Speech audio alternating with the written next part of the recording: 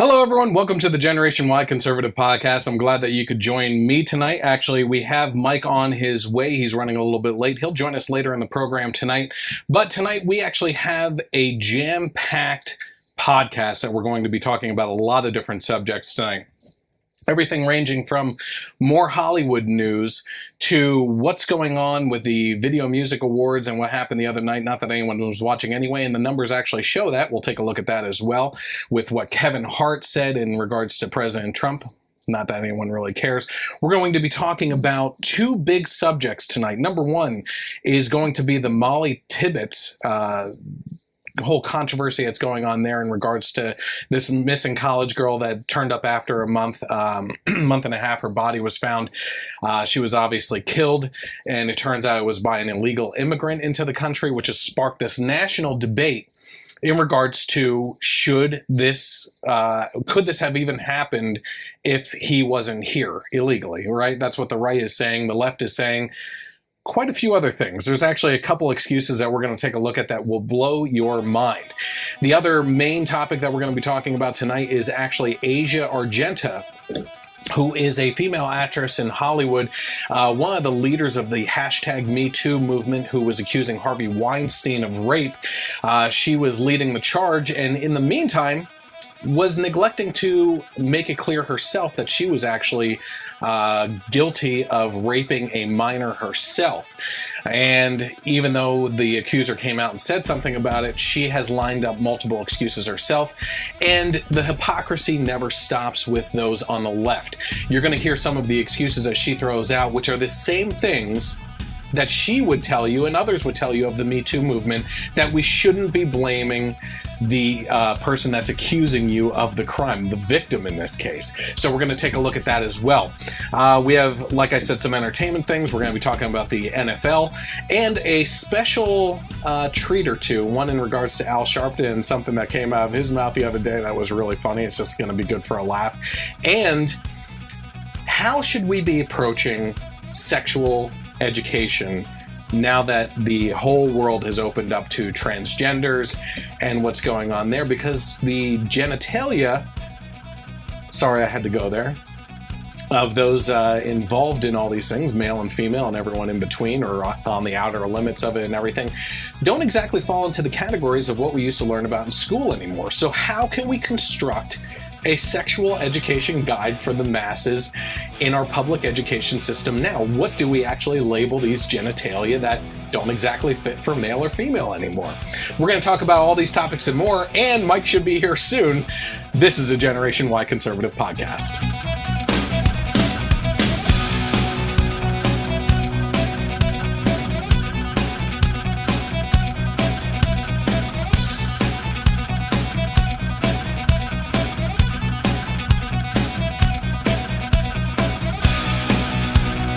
All right, I'm glad that you guys could join us tonight. Well, me, like I said before.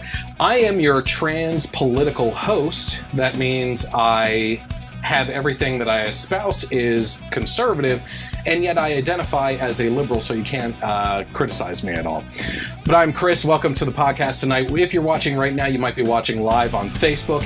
If you are watching on Facebook right now, head over to the Facebook page of the Generation Y Conservative, hit the like button, and then also hit get notifications so you know when we go live, which is typically on Thursday nights, although that has switched around sometimes. And you could join in on the conversation. We already have a couple people getting involved in comments as well. So we're going to read off those comments as we go throughout the night, and you can get involved with the subjects as we do the live podcast. Also, what I would really like you to do is, it really helps with everything that we're doing if you head over to the YouTube page, the YouTube channel, the Generation Y Conservative, hit subscribe on that channel and hit the bell for notifications so you know when we publish videos like the podcast in HD audio and video, or some movie reviews and other little things that we have going on off to the side as well. And we're going to keep on adding to those things as well as the podcast goes along. You can also interact with me typically on mornings on Twitter at Gen Y Conservative without the E on the end.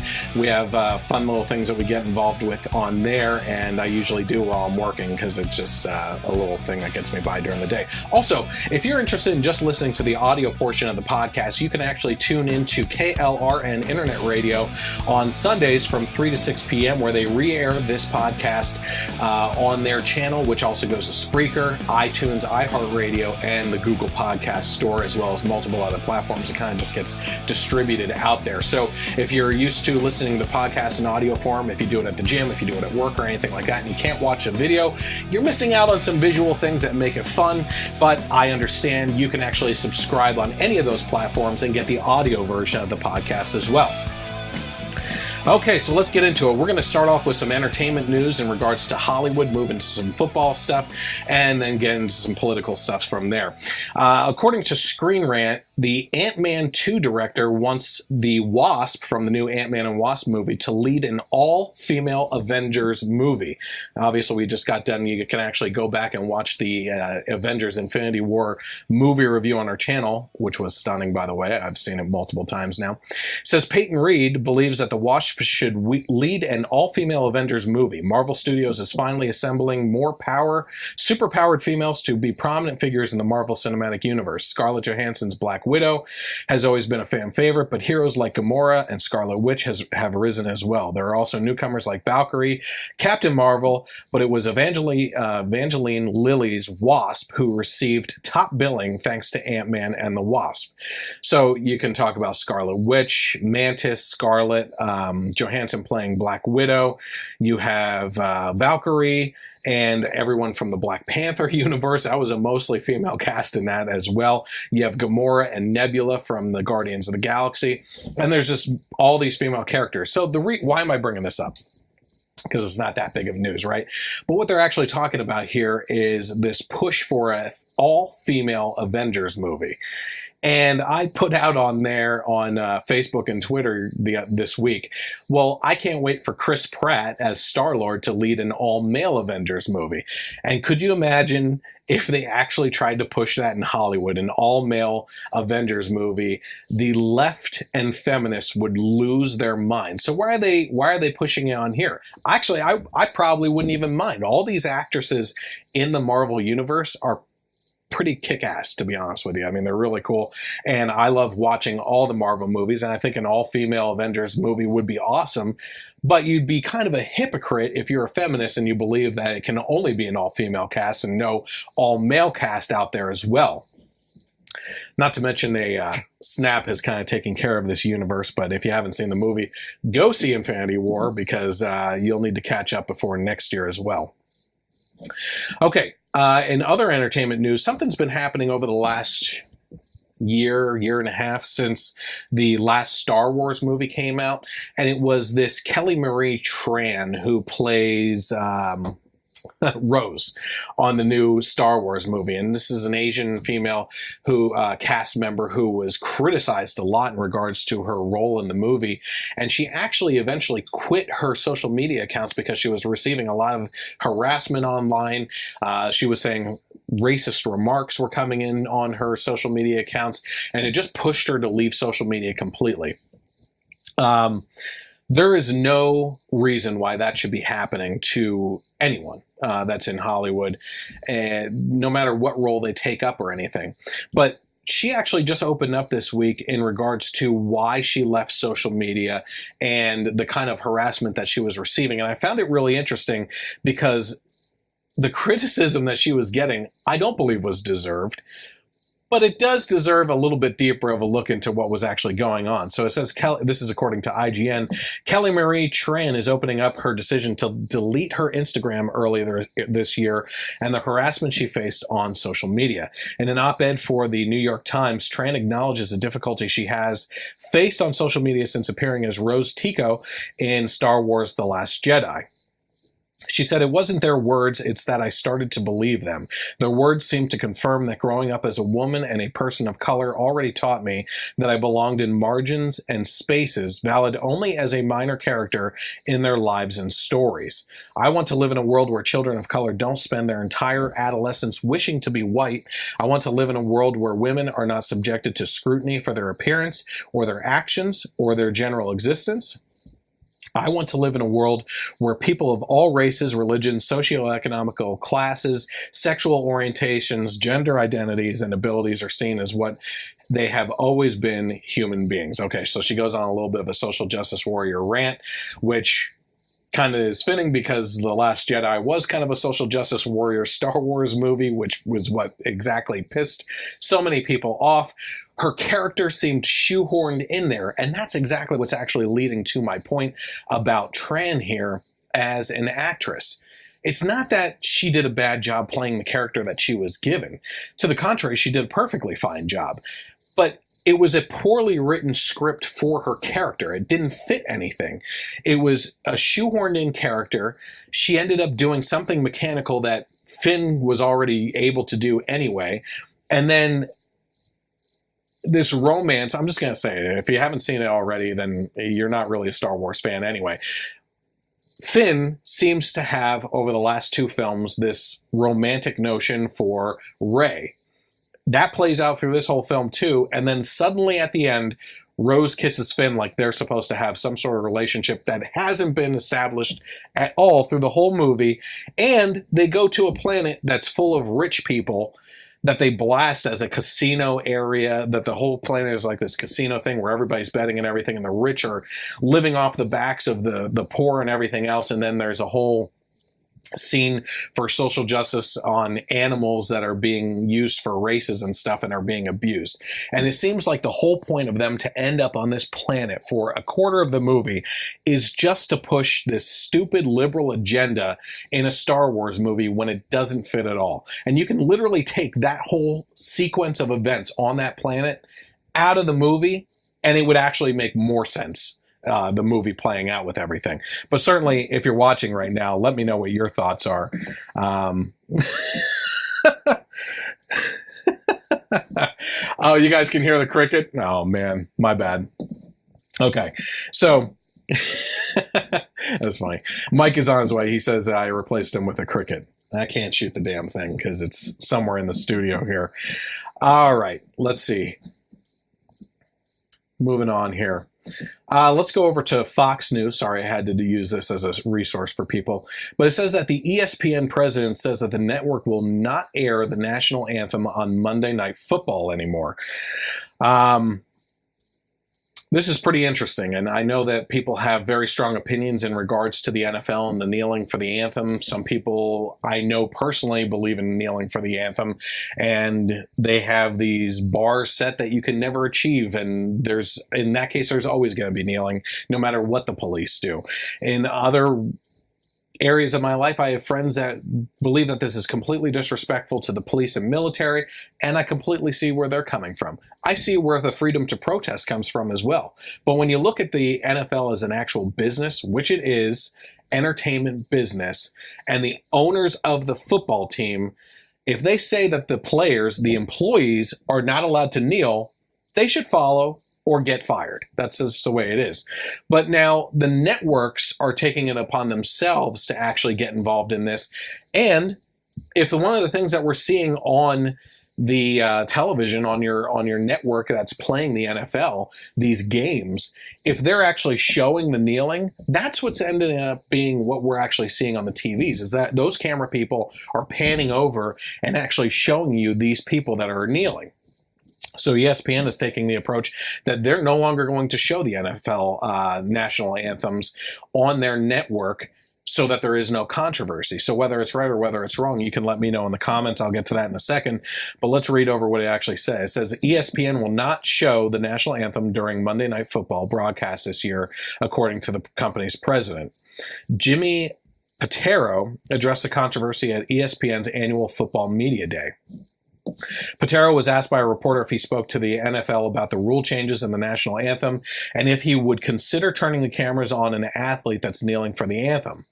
He said, we generally have not broadcasted the anthem, and I don't think there's going to be any change this year. Our plan going into this year is to not broadcast the anthem. Seems a little redundant on how he said it. Again, there could be changes. It's somewhat unpredictable what's going to happen in the world, but as of now, our plan now is not to broadcast the anthem. We have communicated that back to the NFL. They have not asked, but we proactively, just as a courtesy and as a good partners, let them know what our plans were. The network also did not air the national anthem during last season's Monday Night Football broadcast. Stephanie Drewley, ESPN Senior Vice President of Event and Studio Production, said that the network showed the national anthem 3 times last year following Hurricane Harvey's devastation, the Las Vegas massacre, and President Trump's comments on the national anthem protest. So, of course, they got in on that one. So let me cut over here real quick and just see if anybody has any comments in regards to that. Do you believe that ESPN should be showing the national anthem? If so, why? Do you believe that they shouldn't be showing the anthem? And if so, why? I can actually see this one going either way, because if they don't show the anthem, then you basically cut out the controversy, but you're basically disrespecting the same thing. Yeah, I mean, it's basically a protest to the NFL or the country as well if you're not showing the anthem. So I see both sides of this story. What are your thoughts, though, on that? Sue Maher says, I think that not airing that part of the game overall for the whole season on all stations would be great. Can we just get past the posturing and have people actually discuss and fix the problems? In regards to, Sue, and maybe you could jump back in here and everything, are you talking about the problems in regards to police brutality and what they're actually protesting? Because if that's the case, the question I always have for those that believe in the kneeling in protest to the anthem is, what is your goal? Is your goal to end police brutality 100%? Because it's not going to happen. And if that's an unobtainable goal, then the players will always be kneeling. And if the players are always kneeling and the people see it as a disrespectful thing to the country, to the flag, to the military, and to the cops and everything as well, then that's never going to change. And you're going to continue as a provider of NFL games to lose viewership over that span of time by allowing the players to keep on kneeling.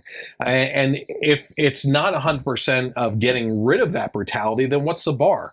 And once we achieve that bar, is it good enough? Are you going to start standing again, or is that bar going to be moved, and is something else going to come in play for that?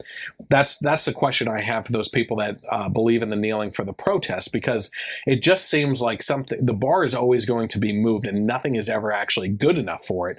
And it's a lofty goal, you know? I'm not saying that it's something that we shouldn't strive for.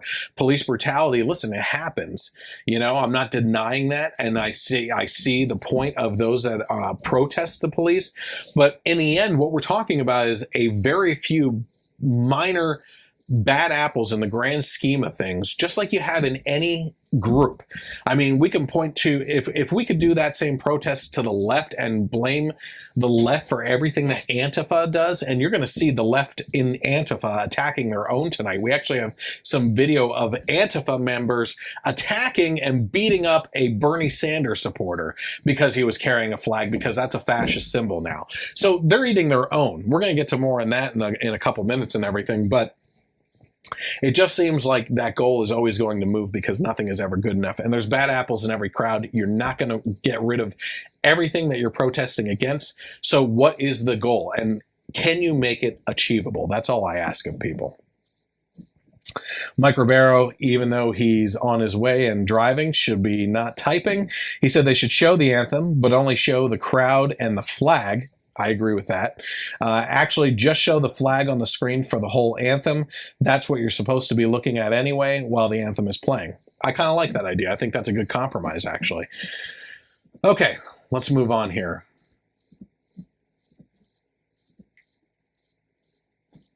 Okay.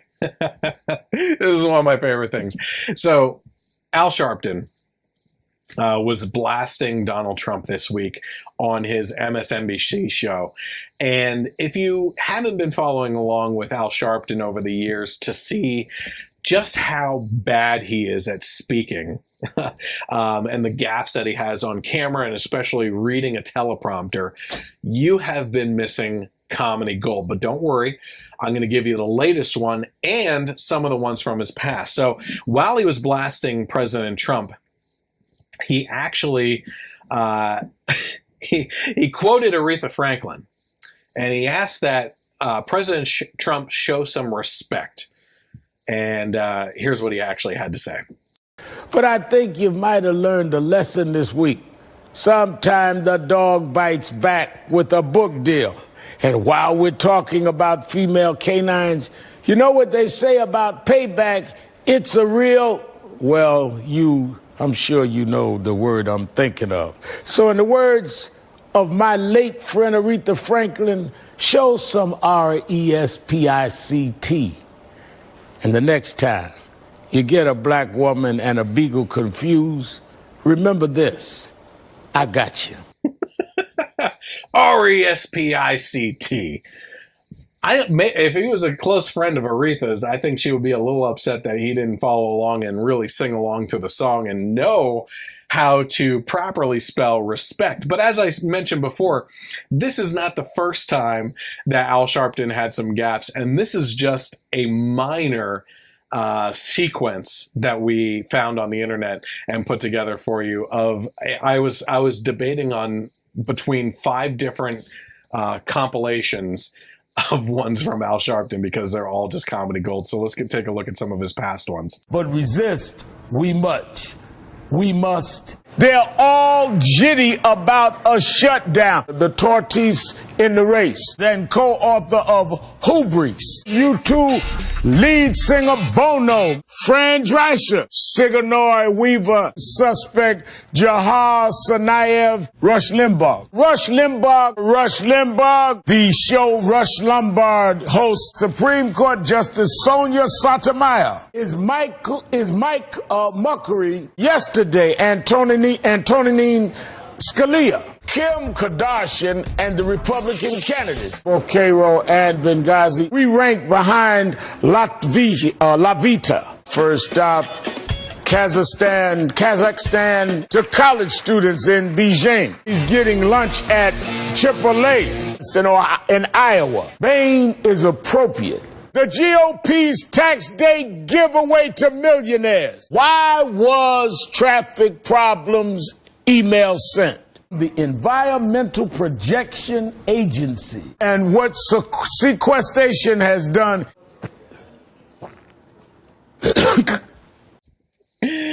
I might just go out for a late night snack at Chipotle. Oh my gosh, that stuff is just, I love it.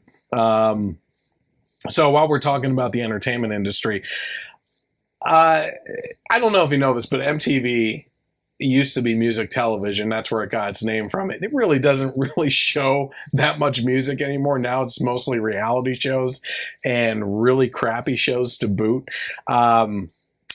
Their MTV VMAs, the Video Music Awards, just aired this past weekend, and Kevin Hart and, let me see who it was.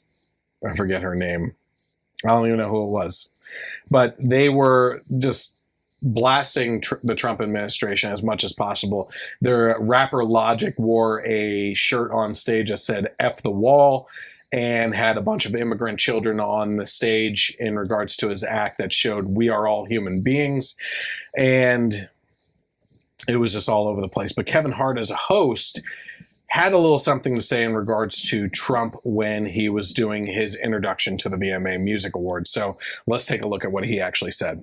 See, you never know what's going to happen at the VMAs. I mean, beefs pop off, bad language, people run to the bathroom and send out crazy tweets. It's basically like your typical day at the White House. In your face, Trump, suck it! In your face, Trump, suck it!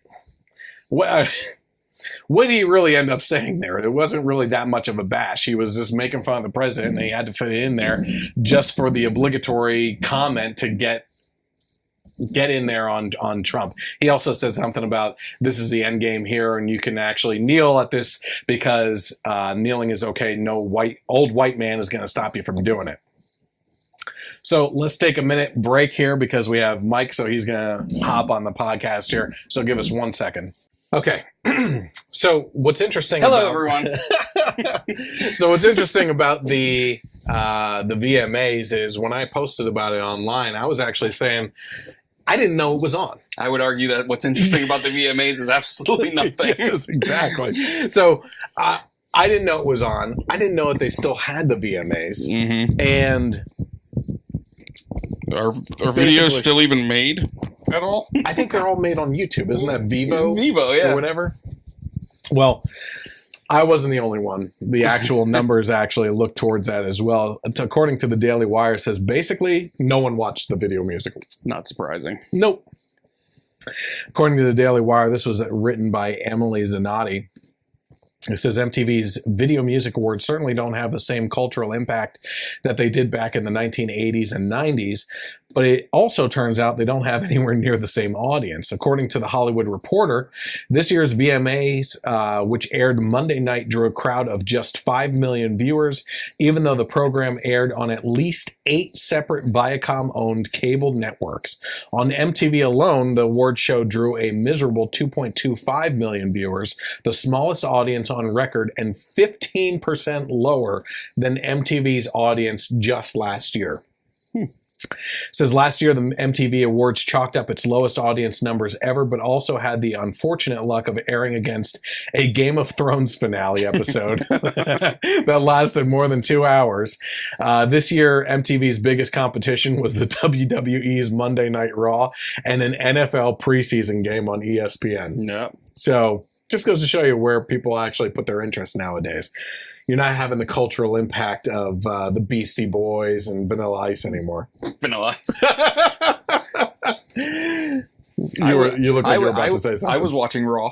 Just yeah. There was one viewer gone. This one's right up your alley. It says sexy. Yeah. According to the Daily Wire, sexy firemen keep women from becoming firefighters, according to the London's fire commissioner. Again, from the Daily Wire, says the stereotype of super sexy firefighters is actually super sexist, says London's fire commissioner, and all those photographs of shirtless guys in fireman uniforms are keeping women from applying to help fight fires in the UK's capital city. London Fire Commissioner Danny Cotton, who is a woman, is utterly convinced that the sexy firefighter stereotype is offensive because it makes people believe the typical fireman is a muscle-bound hunk, and that deters women from applying for open positions. This is all according to Sky News. She's specifically concerned about reality television contests that force contestants to dress up like firefighters in order to win the hearts of other reality show contestants. She said when popular shows like Love Island roll out every offensive cliche possible with their so-called fireman challenge, it reinforces the misconception that all firefighters are muscle-bound men. No wonder so many young women are put off by that. I'm especially concerned about how many young people think firefighting is for men. It's for sexy men and butch women. Yes. The Butch Firefighter edition calendar is just around the corner. Yeah. You know? Lena Dunham might be dressing up as something. Who knows? Oh, my God. Never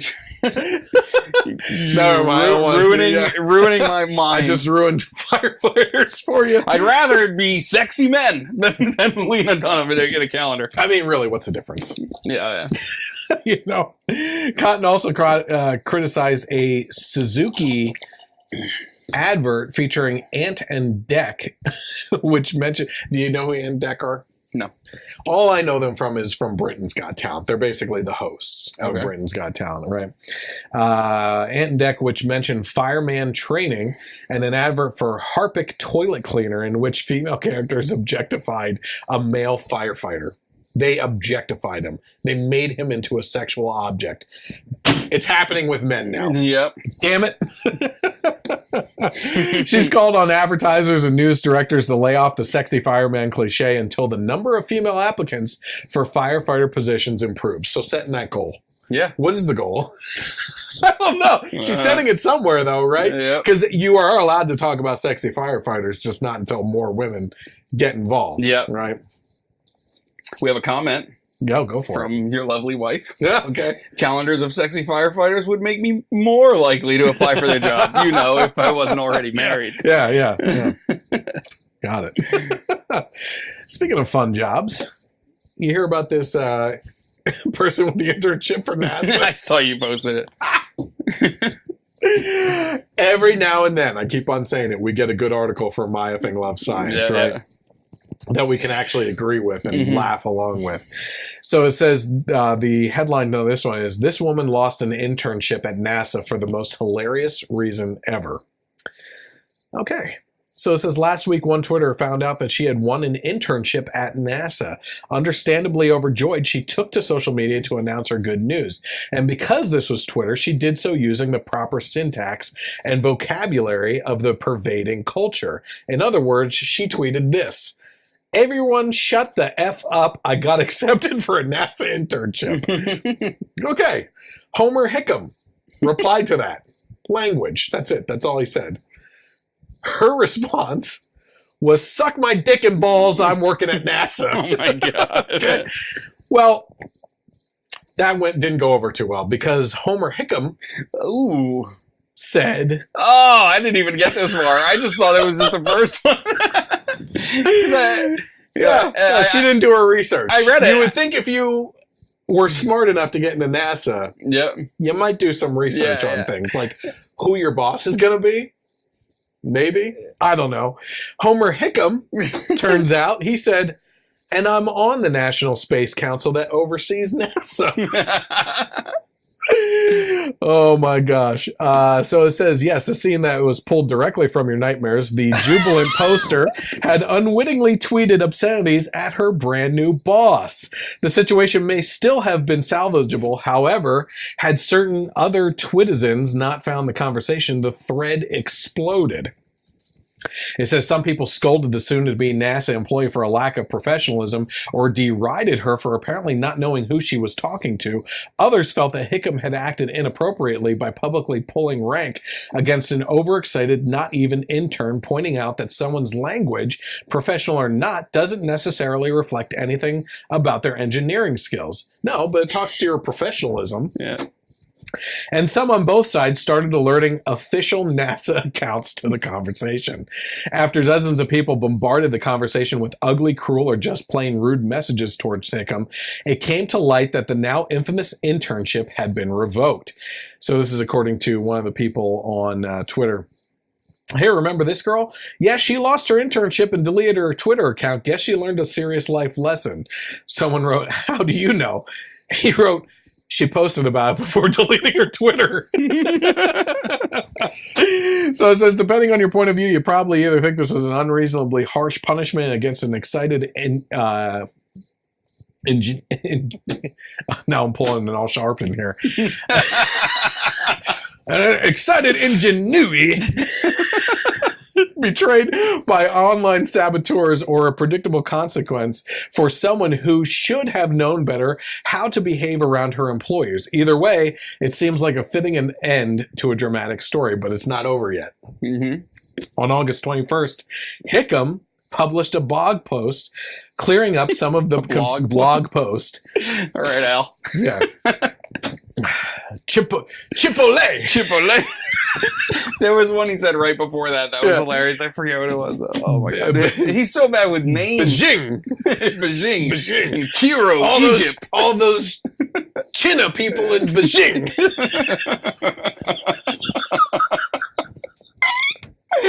Oh, man. He's great. He's so good for a laugh. Oh, my gosh. Okay, anyway. Hickam, in his blog post, should do the whole rest of the podcast as Al. He goes, "I'm a Vietnam vet and not at all offended by the F word. However, when I saw NASA and the word used together, it occurred to me that this young person might get in trouble if NASA saw it, so I tweeted to her one word, language, and intended to leave it at that. Soon, her friends took umbrage to and said a lot of unkind things, but long after I was gone, as I immediately deleted my comments and blocked all concerned. Despite the online abuse he had received, Hickam explained that he had nothing to do with the lost internship.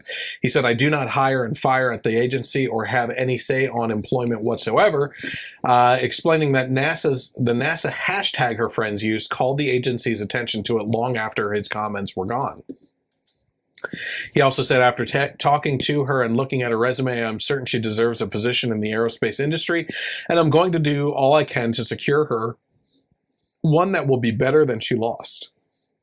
I have also made absolutely certain that there will be no black mark on her record. NASA has told me that she may reapply. NASA. This girl got to get in a turn in a ship at NASA. Oh my God. Oh boy. So, hey, listen, we were actually talking about last week, Alex Jones getting banned from social media, right? Yep. And we found it fascinating because we were talking about the fact that the left has been going on and on about net neutrality. We talked about the numbers for net neutrality last week, and about how they talked about if net neutrality is repealed, then big companies are going to start shutting people down and silencing voices, right? And then you see Alex Jones get silenced by social media, and the left goes nuts in applauding it, right? Complete hypocrisy. We're not fans of Bill Maher, right? But when he gets something right, we've shown it before that he gets something right, right? Well, he actually had on his show a panel of people and was talking about, it just kind of came up in conversation about Alex Jones being banned on social media. And the reaction from the crowd, as well as the panel, is so telling. So I actually broke this up into two segments. Number one, what Bill Maher had to say about Alex Jones, which I found phenomenal, that he would step up the way that he did.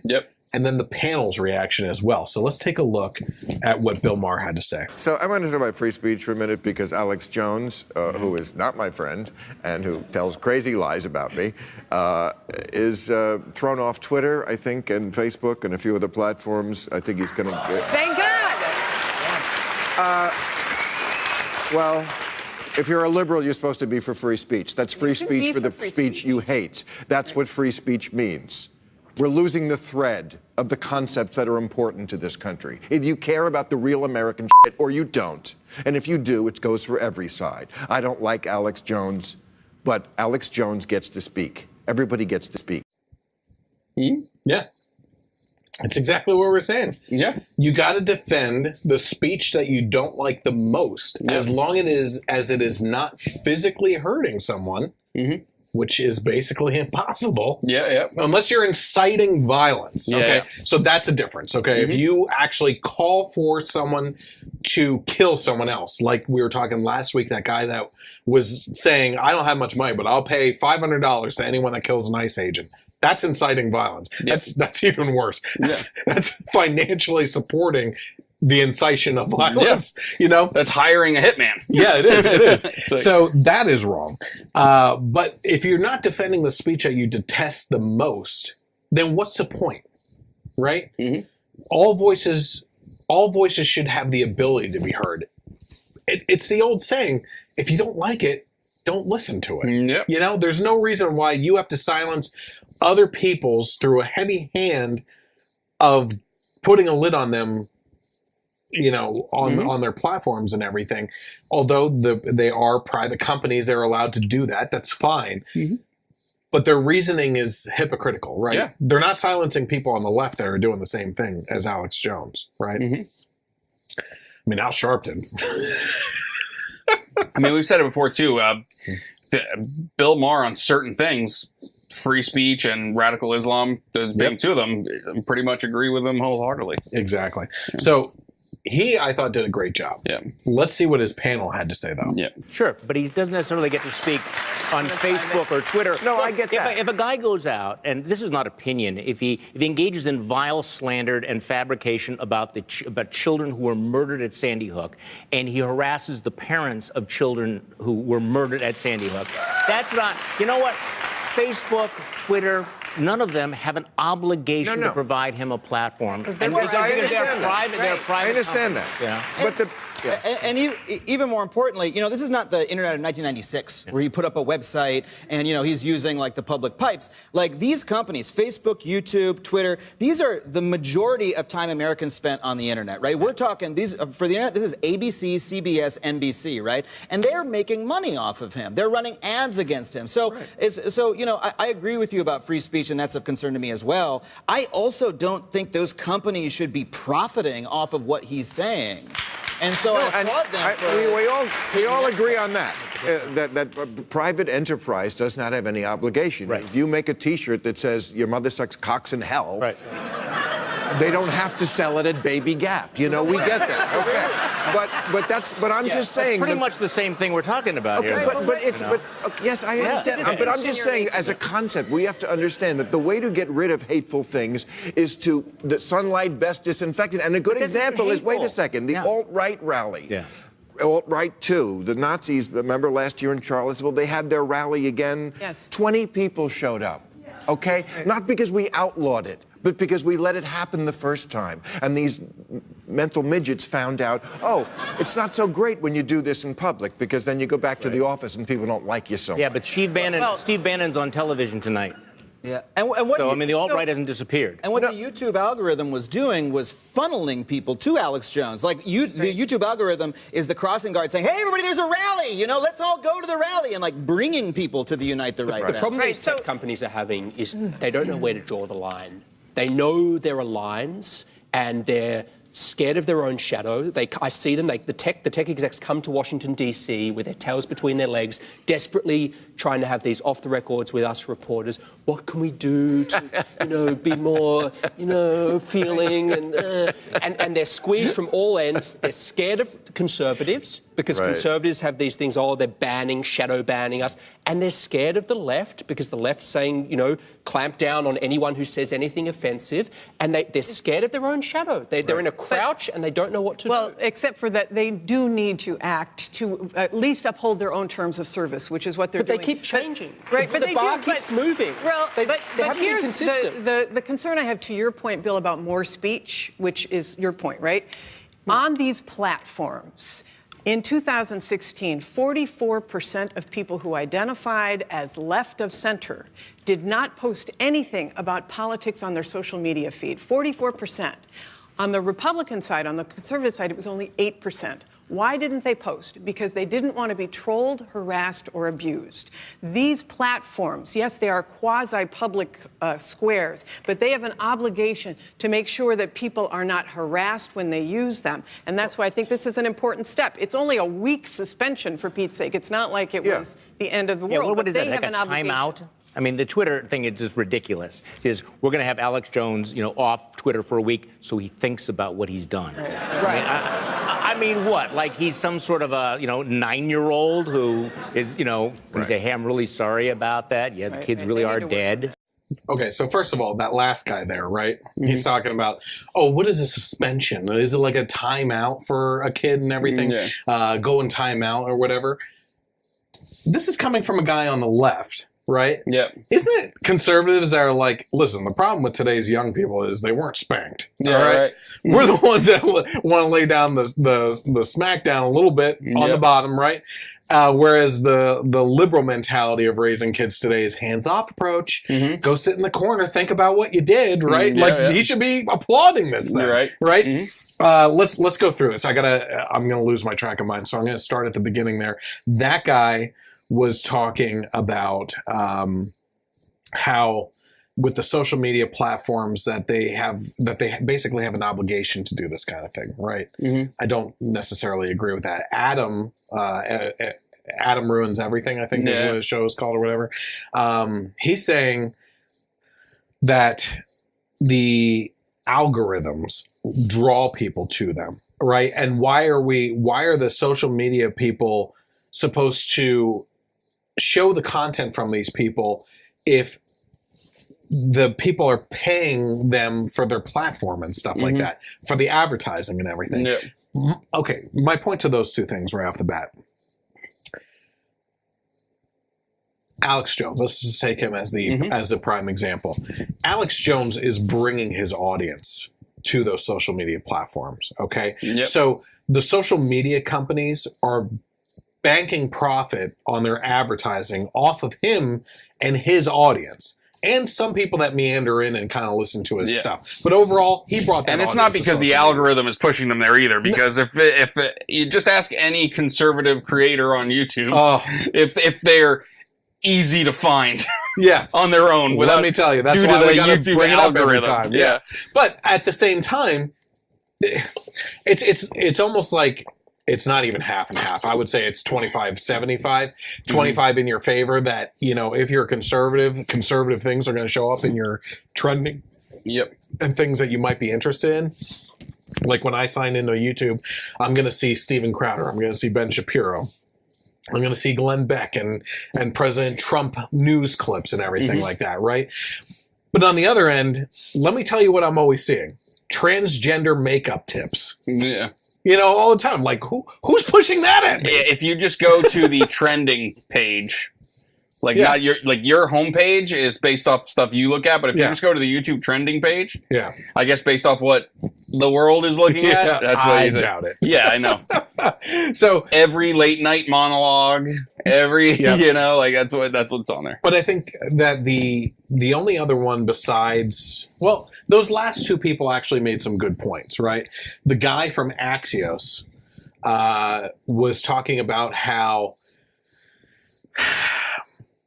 that the tech companies come to Washington, D.C., and they're talking to the reporters, they're talking to the politicians, and they're scared because they're trying to figure out what's going on because conservatives are saying that they're shadow banning them and squelching basically conservative voices in the social media sphere.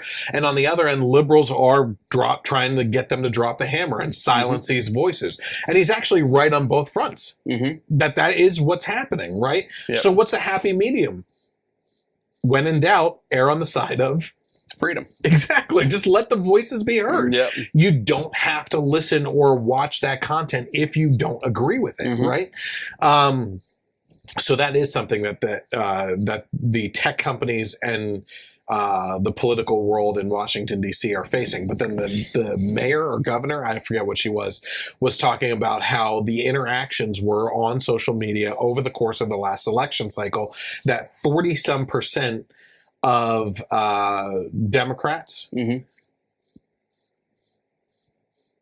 got involved in talking, I think she said, about politics online, and only 8% of Republicans did. Right? See, I thought she was saying didn't get involved. Maybe. That's what I thought she was saying. I'm not sure, but the whole thing, what leads me down that path. She was a Democrat, so I think she's saying like, well, us Democrats, we don't talk online because we don't want to be trolled and things like that. Bull. So I think, I know. That's kind of my point, which is it's the Republican side that's always getting trolled and publicly shamed on Twitter. You know, they hunt down your business. They tell you, the business owners, like who you are and what you're doing online and everything. Like they are out doing witch hunts to try and get people fired, you know? Yeah, and if anyone normally stays more like, okay, so online, but if you talk about in real life, like protests, it's like 90% of Democrats and 10% of Republicans. Conservatives don't have the time. We're working. Gary said, I canceled my Spotify premium due to the Alex Jones hubbub. Free speech for the win. If Mahr is the voice of reason, do we get to ice skate in hell now? Very true. Yeah. Anything else that you have to say about Bill Maher at all there? No, just, you know, there are certain things that he's right on the money on. Like 5%. Very, very small. Last year, we were talking a lot about monuments being torn down, right? And it seemed to have died down for a long time there. Like, I don't know what happened, but was that mostly happening during Obama's term? I think it was, right? Yeah. Mostly. Well, there was a monument to a Confederate general in Virginia that was vandalized with red paint, according to the Daily Mail, while North Carolina voted to keep 3 controversial statues as demands for their removal continued. The monument of Confederate Lieutenant General A.P. Hill was destroyed with red paint around midnight on Wednesday, authorities in Virginia said. Hill was a U.S. Army officer during the Civil War and one of Robert E. Lee's most trusted subordinates. Or, as Al Sharpton would say, subordinates. The vandalism comes days after more than 300 protesters at the University of North Carolina knocked over a Silent Sam statue, which we're going to talk about next. On Wednesday, officials in North Carolina voted not to remove 3 controversial Confederate monuments on Capitol grounds. The governor of North Carolina had asked that the monuments be moved to a Civil War battlefield, but his request was denied. Earlier this month, the Robert E. Lee Monument in Richmond was defaced with red paint and the letters BLM. It says apparently in reference to, no, it's referencing Black Lives Matter, right? So let's talk about this for a second, all right? 3 statues are controversial. When you see liberal protesters protesting, you may have seen this in my Facebook status for this story and everything. They're all like, what do we want? Democracy. When do we want it? Now. Yeah. Okay, let's vote on this. Should we keep these statues? Yes. We disagree with this democracy vote. Yeah. It's like, you know, it's like they can't ever be satisfied with what they're asking for. They're asking for a democratic process. Listen, we disagree with these statues. They shouldn't be up. Let's vote on it. Okay. If the vote goes your way, we'll take them down. We'll do something with them. We'll move them to another field. We'll move them to a museum or something. Or if the vote goes away, like, listen, if the vote goes, let's take them down, then hold another vote. What should we do with them? Trash them? Move them to a Civil War field? Move them to a Civil War museum? What do you want to do with them, right? Yeah. Have multiple votes. They didn't get their way. So what do? They throw a freaking tantrum. Like always, right? Yeah. It's unbelievable. They're asking for the process, and they got the process. They were happy. And there's no one on mainstream media saying that democracy is being threatened. Oh, you didn't see us on CNN, NBC, ABC, CBS, and MSNBC? Yeah, no. I actually, on the way in, when you quoted a Fox News story, I don't think there's anything to apologize for anytime we have to do that. Oh no, it's what I always get is, well, not so much anymore because he hasn't been involved because I don't know why. I had a liberal friend who, anytime I brought up statistics or a news story or anything, oh yeah, where'd you get that from? Quote it. Show me the link. Show me where your facts are coming from. Okay? If it had anything to do with The Blaze or Fox News or anything, it's like, well, of course it's coming from there. You find it for me on CNN or something like that. Well, no, because they're not reporting on the damn thing. From now on, I would say, well, I will refer you to that NASA girl's second tweet. Exactly. Oh my gosh. Go see Al Sharpton. So, man, I wish I could remember some of the names. Oh yeah, it was Beijing. I love that one. Hero for Cairo. Yeah. There's so many. Oh, it was just one after another. Okay, so that was in regards to those 3 statues. So Silent Sam is Silent Sam? I think it's Silent Sam. I'm not sure. But basically there was a monument up on this college campus. Do you know what campus it was? UNC. Okay. And they toppled the statue. This video of these college students toppling the statue tells you everything you need to know about the progressive, liberal, left, regressive. They're regressive. Yeah. Okay? And you'll see why in just a second here. Take a look at them toppling over this statue.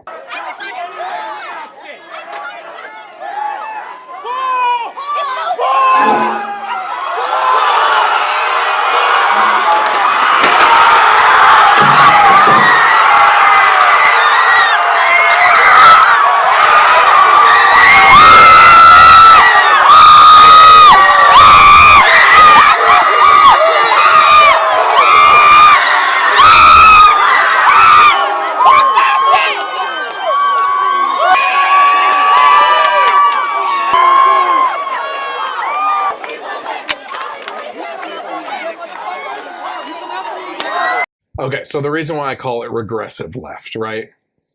They they call themselves progressive, like this is the future, right? That they're maturing beyond this point and everything, well beyond conservatives, obviously. We're Neanderthals, but they're the ones that are screaming like primal animals out there. And when the statue topples over, they start kicking a bronze or metal man. Like, that's going to do something, right? I thought you were, like, when you preface it, I thought you were, it was basically going to be just a bunch of weaklings. They wouldn't be able to do it or something. I'm surprised they got it over. Yeah. Unfortunately, it didn't land on someone. I know, right? Boys and girls, show me on the statue where it offended you. Okay? Right, yeah.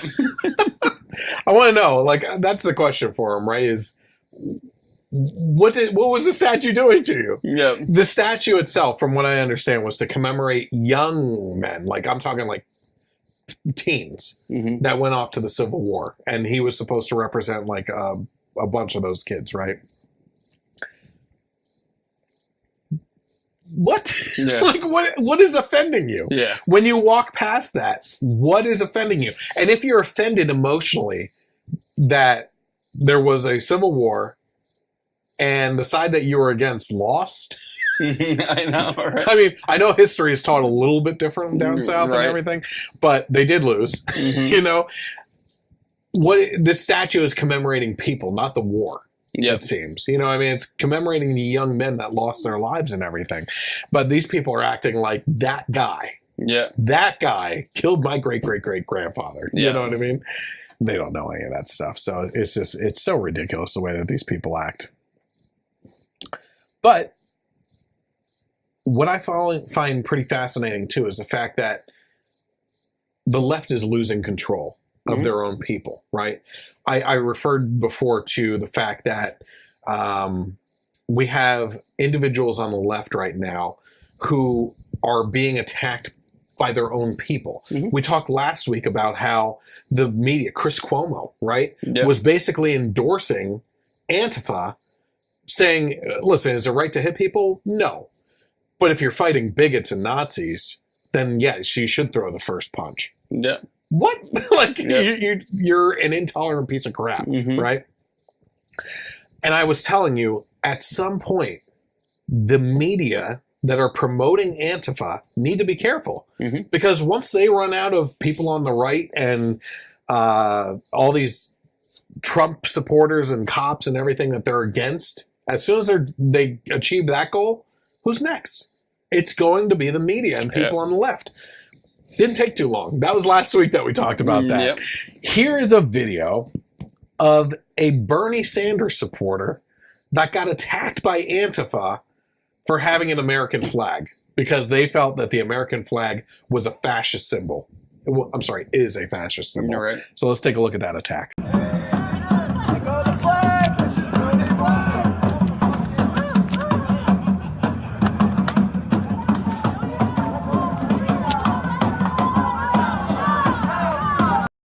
Yeah, I heard a drum circle in the background there. Elizabeth Warren was on the scene. Yeah. I saw the smoke signals and a blanket going in the background, right? That is pretty funny. Holy crap, I'm seeing like a crazy video on this lower corner of my screen here. This helicopter is, oh, dang. Sorry, you can't see it. Sidetrack. Yeah. But yeah, the drums going off and everything. I'm trying. How would slightly off camera? Elizabeth Warren. Yeah. Beat this, Sanders. Beat this, Sanders. So this is a Bernie Sanders supporter. I would say extreme left, right? Yep. He's carrying an American flag. We've talked about that in the past before. I don't believe that the left hates America. I believe that they love America for what they want it to be, whereas we love America for what it is, despite its flaws. Yep. You know what I mean? And I think that's probably why this Bernie Sanders supporter was carrying around the flag. Like, I think he loves the idea of what he thinks America can be. Antifa, I'm trying, in the back of my head, I'm trying to think, how would Al Sharpton say Antifa, right? So you think about that. Antifa. Yeah. They are against Americanism. You know, they just want to just demolish the system and attack anyone that disagrees with them. And they hide behind face masks and act like cowards while they're doing it, right?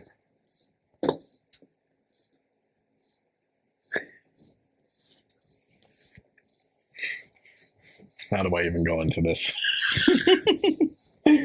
According to the Daily Mail, under the female section, mind you, female, like M-A-I-L. So, okay. The world's first pregnant man says he won't rule out carrying a fourth baby. They even say he, but says he would need a C-section after having gender reassignment surgery. Okay. Are you following me here? No. So transgender Thomas Beadle, 44, was the world's first pregnant man back in 2007. No. He wasn't. Mr. Beadle carried 3 children while he was still married to his first wife, Nancy. He now has son Jackson, who was carried by his second and current wife, Amber. And Mr. Beadle says he wouldn't rule out carrying another baby himself. You see anything wrong with that, Mike? I just...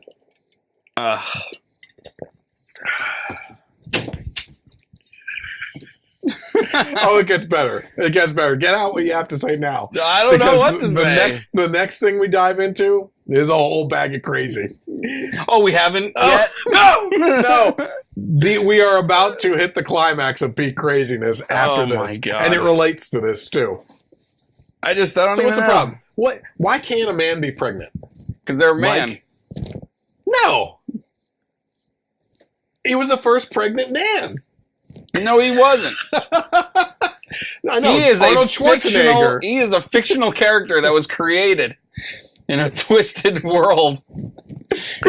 She was pregnant. Yes. She got pregnant and has a penis now. Maybe. I don't know. I'm assuming. And crap. I assumed. Yeah. You don't assume. We try not to assume on this program, you know? So, okay. It's a it's a mixed bag on that one. Let's go to Healthline. Okay? Why we need an LGBTQIA inclusive safer sex guide.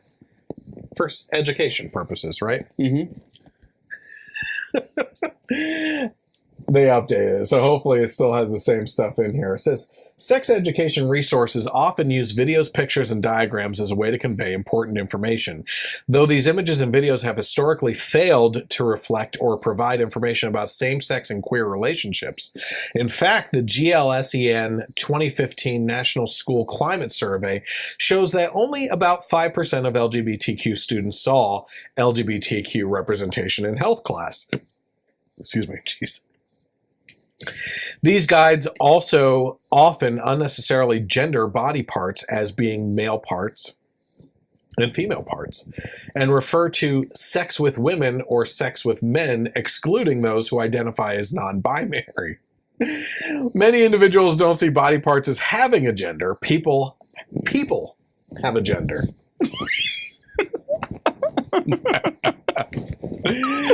And as a result, the notion that a penis is exclusively a male body part and a vulva is exclusively a female body part is inaccurate. It's not true. By using the words parts to talk about genitals and using medical terms for anatomy without attaching a gender to it, we become much more able to effectively discuss safe sex in a way that's clear and inclusive. For the purposes of this guide, this is where we're getting into it. We've chosen to include alternative words for readers to use for their genitals. For example, Mike, some trans men choose to use the words front hole or internal genital instead of vagina, okay? Alternatively, some trans women may say strapless or girl dick. Hey, this is medical terminology, Mike. That's the best one. Okay, for penis. That's the best one. Girl dick. Yeah. Girl dick. This usage is meant for one-on-one communication with trusted persons, such as your doctor or partner, not for broad discussion. That's been updated. That wasn't in I was going to say, that's hilarious, because that memeans it's just crazy. Yeah, then why even say it? Yeah. Like if listen, it's either medical terminology or it's not. Yeah, exactly. It says in this guide, whenever we use the medical term vagina, we also include front hole as clinically recommended by researchers in the BMC Pregnancy and Childbirth Journal. I want to be in that board meeting. Yeah. All right, so we need a new name for vagina for trans. What do you got, Mike? What do you got? Front hole? Genius! They couldn't have come up with something better? Yeah. Anterior frontal cavity, something or other. No. Front hole. Listen, hey, Mike, you nailed it. You nailed it. Let's go to the other end here. What about women with penises? What do you got for me? How about like femme penis or girl penis or no? Keep going. I like your track of mind. I'm trying to keep it. I mean, what are we going to call it? A girl dick? Bingo! Oh my gosh. Needless to say, the people that wrote this sound like a bunch of backholes to me. You've been sitting on that one. Yeah, I have. Oh my gosh. So yeah, they go on to discuss all these different things. Oh my word. So it's going to be an inside joke from now on. Yeah. Playing video games like with other people. It's like, you're such a backhole. Only you and me will be laughing. Like, what? I don't play video games, Mike. No, sorry. Keep it to yourself. You're such a backhole. Okay, so this is actually one of the two main stories that we have tonight. Did we get anything going on here? Leslie saying growing humans is solely a female superpower. If you're pregnant, you're not a male. End of story.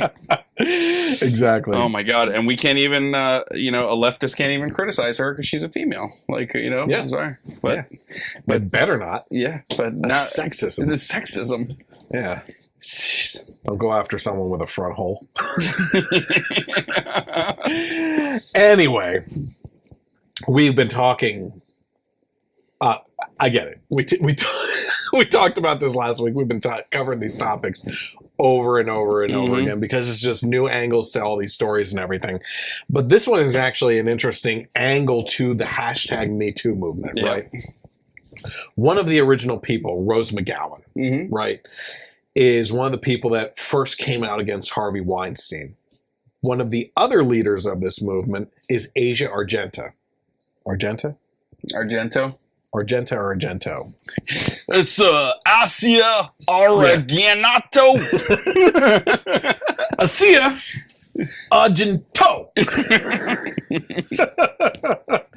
Argento. So Asia Argento. They both came out against Harvey Weinstein as a sexual predator and started this whole hashtag #MeToo movement, right? Yep. Crazy enough, in the meantime, or prior to accusing Harvey Weinstein of this, Asia, an actress in Hollywood, turns out to be a pedophile rapist. Raped a minor. Yep. Yeah. And then on top of that, paid him off. To silence him. Okay? Yeah. Now, we're going to get into some of the excuses which will blow your mind on this one and everything. Yeah. But let's bring this to an even more national scale, right? First of all, she denied it. Okay?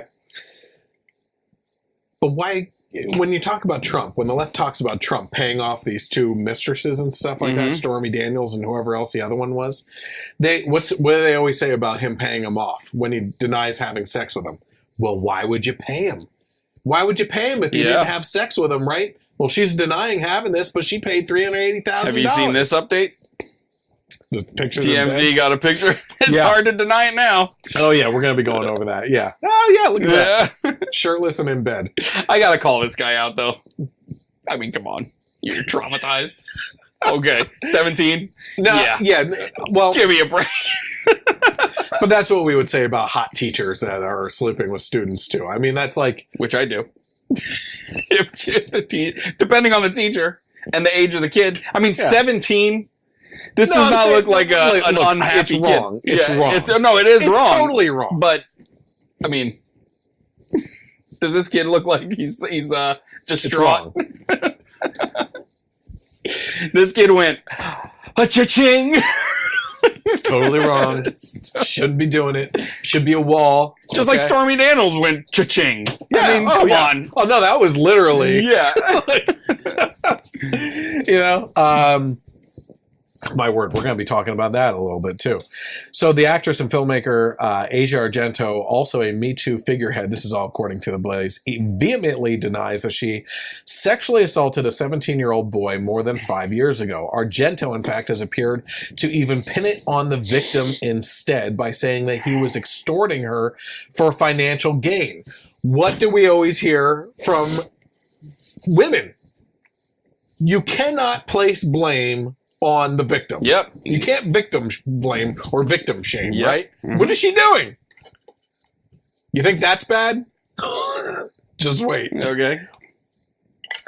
The actress and filmmaker who was dating the late celebrity chef Anthony Bourdain at the time of his death also said that Bourdain was at least partially responsible for paying off Argento's alleged victim and that it was orchestrated at the late chef's request. So, let's blame it on the dead guy. Now we're going to go to Anthony to see what he has to say. Oh, he can't defend himself. Yeah. Like victim shaming and blaming a dead guy. Yeah. And she's the one that raped the 17-year-old. Unreal. Right? Yep. But she didn't do it. But like Mike just said, there's pictures of her in bed with him. Yeah, and see the text messages from her friend. Yep. Right? Or to her friend or whatever. Yeah, so her text straight up say, I had sex with him and it felt weird. Okay. What do you expect it to feel like? I didn't know he was a minor until the shakedown letter. The public knows nothing, only what New York Times wrote, which is one-sided, the shakedown letter. The horny kid jumped me. And then the other person said, what's up with the photo taken in bed? I think that's one that will be harder to cushion. Images are annoyingly assumption nation. You can see... What? She says, you can see my tits. That's all. It doesn't mean S. He is standing up. When I was 17, I was with a 33-year-old man for years. I had just turned 17. Just justifying this because she's from another country, you know, the age of consent's different. Was she in the Bourne series? I think so. Like one of the first ones? Them, yeah. If I lose my job, I will move to Africa or the Amazon forest. I want to be among the 90% of the world that doesn't give an F about this S. Let me tell you something. Yeah. You only want them you don't want to move to Africa right now for white. Let me tell you something, okay? But you only want the 90% of the world to give an F when it's about you. And Harvey Weinstein, but not when it's the other way around. Only some front hole stories, not other front hole stories, right? Okay, so yeah, this woman is Well, after that picture came out, after it leaked out, Asia Argento canceled her festival appearance. After she was pictured naked with the underage co-star 17 she denied having sex with, as a friend also reveals that texts she claims now show the actress admitting to the whole encounter, which is everything that Mike just read to you there. So, wow. Yeah. Then there was a note he wrote her. Yeah. Saying, Asia, I love you with all my heart. So glad we met again. And I'm so glad you're in my life, Jimmy. And then she responded, he wrote me this afterwards and kept sending me unsolicited nudes all these years up until 2 weeks before the attorney's letter. I think she means I wasn't raped, but I was frozen. He was on top of me after he told me I had been his sexual fantasy since he was 12. So, way to bring things creepy, Mike. I know, right? Me? Her? Oh, boy. Oh, man. Well, we were actually just talking about how she was talking about how she would move to Africa. Yeah, yeah. Do you know what's going on there? South Africa? Yeah. The reclaiming of lands? Yes. It's insane. Yep. So this is according to Daily Mail. Like, no one's talking about this here. We're going to talk in a little bit, too, and kind of tie this all in together with the media and how the media is acting with all these stories. But we're so focused on Cohen and what's the other guy's name? The campaign Manafort. guy? Manafort. It's a 24-hour news cycle with the media collaborating with the DNC to try to get something on Trump to impeach the guy, right? That we're ignoring everything. I keep on saying no one knows about what's going on in Venezuela or Argentina or South Africa right now. Yep. And it is insane, okay? According to the Daily Mail, it says white farmers try to offload land in South Africa before it's seized from them as government tries to grab first 2 hunting reserves without paying. Union bosses in South Africa say record number of farms are up for sale, but nobody is willing to buy the land amid fears the government will seize it. There are fears investment will fall, leading to job losses that may rob South Africa of the ability to feed itself. And game reserve owners say that they are the first to be targeted for seizure after talks with government to buy the land at 1/10 of its value broke down, right?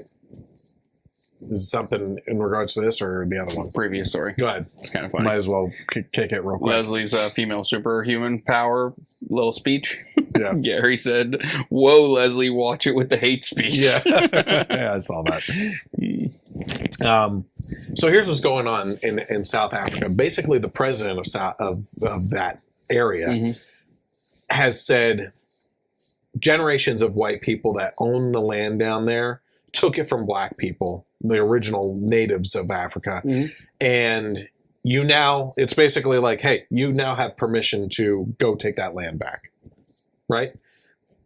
Not based on your family heritage being from there, like it was your family that was pushed off the land. It's like, hey, if you're black, go take the white man's land, right? Yep. And this isn't just like this happened in the 80s or 90s. This happened generations ago, right? Stories are coming out. They are sanctioning the killing of these people, right? The president is talking through speeches about slitting the throat of the white culture, he puts it, right? Which is basically saying, yeah, go kill them, you know? There was one story I heard today in regards to this family was scared. They put up metal bars on all the windows and everything so that no one could get in through the windows. The husband was outside. They were calling for her to come out too. He told her to stay inside. They killed the guy on the front yard, the husband, and she refused to come out. They burned the house down. They burned her alive to get the land back, you know? And no one cares. No one's talking about this in the media sources or anything. And it's like, what? Yeah. You know? This is a huge story. Yeah. We're talking about Venezuela.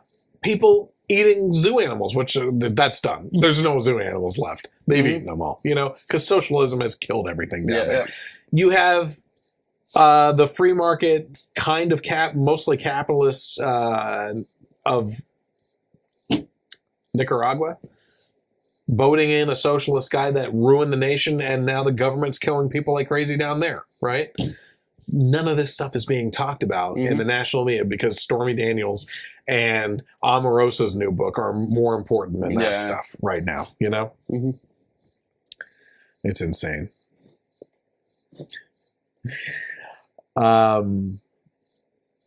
Let's go down to Florida for a second. We can go across the ocean a little bit there. Florida Congressman Alcee, is that how you say it? Alcee Hastings, who's 81, kicks off a Democratic rally with a disturbing joke about President Trump drowning. I'm going to decide while I play this if I'm willing to go down a road here to make a joke as well. So let's hear what he had to say at his rally, okay? Do you know the difference between a crisis and a catastrophe? And no one held their hand, so Ari answered for us. He says, a crisis is if Donald Trump falls into the Potomac River and can't swim. And he says, and a catastrophe is anybody saves his ass. Of course, we go back to the fact that it's always appropriate and funny for the left to be making jokes about the death of a president or his supporters or anything like that. But the second you say anything like that in regards to the left, it's like, oh, you're a bigot, you're full of hate, you're violent, you know, and they call you out for everything. You can't joke about it, but they can joke about it. They're allowed to have a sense of humor, right? Because the second you say something like that and you replace Trump in the joke with President Obama, and you say something about how black people can't swim. You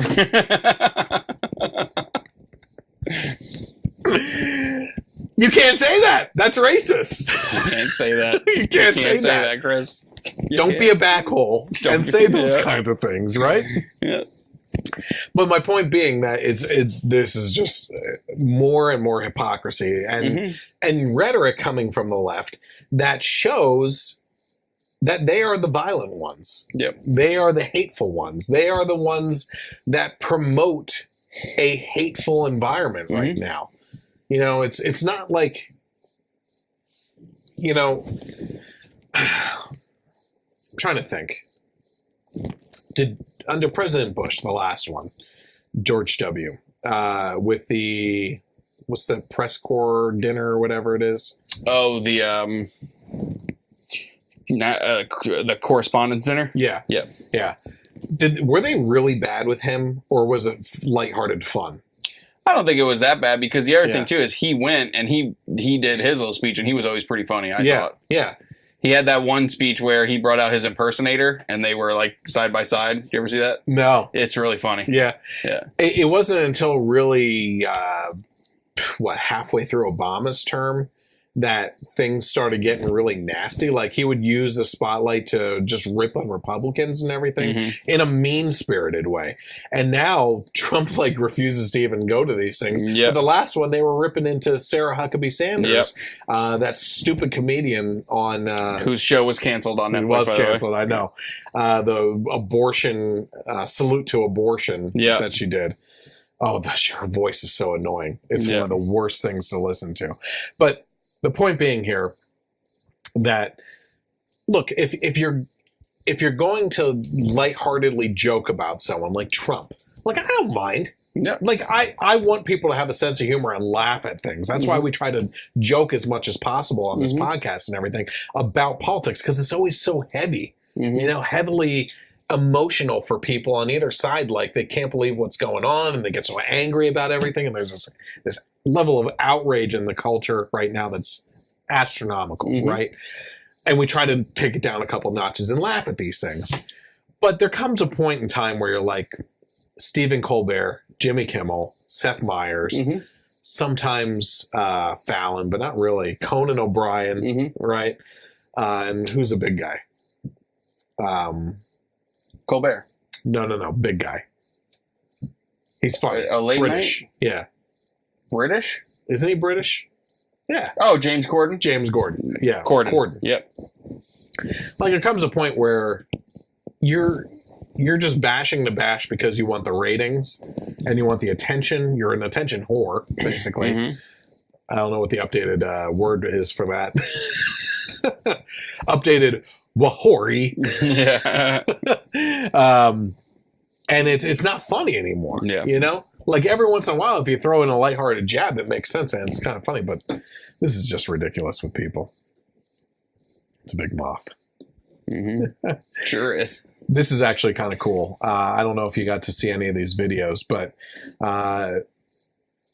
the one video showed an emotional moment where a mother, 92 years old, and her son, 72, meet after 68 years as dozens of elderly South Koreans cross the heavily fortified border with North Korea for a rare reunion. Cool. This is pretty amazing stuff, okay? Yep.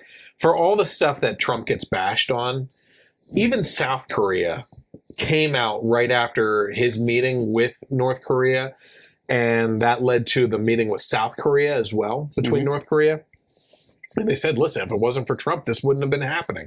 This kind of peace time that we're having right now, right? So essentially, this mother hasn't seen her son for. He was 4 years old when he got separated from her, and he's 72 years old now. Jesus. And they're seeing each other for the first time in that many years. Just like try and put yourself in that shoe. So my daughter is 4. I'm just trying to imagine if, like, starting tomorrow, I didn't see her until she was 72 years old. What? Yeah. That's insane. All these people got this opportunity to meet up with each other, and that's awesome. Yeah. Like I keep on saying, you can go on and bash Trump for his policies and your perceived bigotry, sexism, and racism and stuff like that, which I would argue against, honestly, and ask for examples on those things. But the fact of the matter is, when you look at these types of stories, the peace talks with North Korea, peace talks between North Korea and South Korea, peace talks in the Middle East, right? Mm-hmm. My favorite one was the right to fight medical policy and everything. Yeah. Like and the economy shooting up. We talked about, I was thinking about this today in the car. I'm actually going to be, I might as well push it right now. If you are local to the Lehigh Valley area, as of right now, and this could change, I will be a panelist on WFMZ 69 News' Business Matters show on September 5th. And I'll be talking about Trump's policies. There's going to be pro-Trump policies and anti-Trump policies, and I guess I'll be representing pro-Trump policies. And I find it fascinating. You look at the fact that for the first time in recorded history this year, we had more jobs available than people unemployed, right? Mm-hmm. But yet, and this is going to be hard. Obviously, I know that this is an impossible task. We still have unemployment. Okay? Yeah. It makes sense. You're always going to have people that are unemployed and everything. But the unemployment rate for the Black community and the Hispanic community are also at their lowest point that they've ever been in recorded history, right? Yeah. We could literally have a 0% unemployment rate because of the amount of jobs available over how many people don't have a job, right? On top of that, we've also talked about how, economically speaking, a lot of people will say, and this goes for any administration, oh, you can't really point to this economy doing well because of this current president when it's the economic policies of the last one. This guy's kind of riding the coattails out on this, right? Mm-hmm. People said it about Obama, that Bush, even though he went through the recession and everything, that the economy was on an uptick when he left, and Obama just kind of rode that out. Trump is getting even better, and they're saying that Obama's was on the way up, on the way out, and everything. But this is the first time we actually see that the companies are saying, because Trump did these tax cuts, we are giving raises, we're giving bonuses, we're bringing factories back into the United States, we're hiring more people. Bringing money back. It's unbelievable. Yeah. That's the first time in my life that I've heard that from corporate America, mm-hmm. in regards to a president's policies that directly reflect business decisions that reflect in the economy numbers going mm-hmm. up, right? That's amazing to me. And I still always say, like, I understand that, the cycles and kind of riding the wave, but I still think that if the economy tanked right after he was elected, he would have gotten 100% of the blame. Oh, yeah, absolutely. For sure. Yep. Well, I don't know if you saw Trump on CNBC. His tweet about it. No. He was interviewed by Aisley Earhart or something like that. I forget her name. Anyway. What is she, Chris? I don't know. She's a reporter. Okay. She's a journalist, I guess, for CNBC or something. He was saying that they asked the question on, do you believe if the Democrats get control that they would try to impeach you? It's a very bad idea. If they do that, the economy is going to tank. People are going to be very poor. And the economic numbers are going to go very high in the opposite direction. That's what I was bringing up as tweet. Oh, is that what you said in the tweet too? Yeah, I thought it was a tweet. Oh, okay. No. Yeah, it was this interview. Anyway, my point being, way off topic here. it's awesome that this is happening in North and South Korea. Yeah. Is Kim Jong-un back crap crazy? Yeah. Yeah, he's a big backhole. But Big time. big time backhole. But there's a time for peace. Yep. And we're riding it out for as long as we can take it. You know, we had too many presidents that were kicking the can down the road, both Republican and Democrat, and finally something happened here. Oh, our favorite people. David Hogg announces that he's going to run for office and touts Alexandria Ocasio-Cortez for president, right? Says, according to the Daily Wire, left-wing activist David Hogg, who, if you're not familiar with, is a Parkland student who has been riding out this anti-gun thing since the shooting, and it's just Who's his inspiration? Alexandria Ocasio-Cortez. Yeah. Oh my gosh. Well, he recently announced in a recent interview that he plans to run for political office when he turns 25. So he's got another 20 years ahead of him. Following the lead of the young socialist Democratic candidate, Alexandria Ocasio-Cortez, who he's touted for president. What? She hasn't even gotten into office as a Congress. Oh my gosh. In the New York Mag Puff piece, writer Lisa Miller says that Hogg told her that he plans to run for Congress when he's 25. I think I've come to that conclusion, Hogg said. I want to be at least part of the change in Congress. Hogg said that his goals are to go to college next year and read a S-load of books. And we know that David Hogg feels like cursing gets his points across a lot better, obviously. It increases his vocabulary. Yeah. Before working on a presidential campaign in 2020. Hogg bashed multiple Democrats in the interview. Bashed the Democrats, including old Nancy Pelosi, terrible on guns, Bernie Sanders, and Barack Obama, who he says increased drone warfare and killed a lot of civilians. Who's he sounding like right now? If he's attacking Democrats like this, who's he sounding like? Antifa. Yeah. He sounded like they don't care who they attack. Yeah. If they disagree with them, Obama's a darling of the left. You know, like, you don't say anything bad about Obama if you're on the left. But he's like, no, this guy's a prick. He drone warfare, killed a lot of people. Okay. Okay. Mr. Spaghetti Arms there. Miller noted that Hogg, who she describes as spokesperson for the radicalized young Americans, frequently uses the word narcissistic in reference to himself.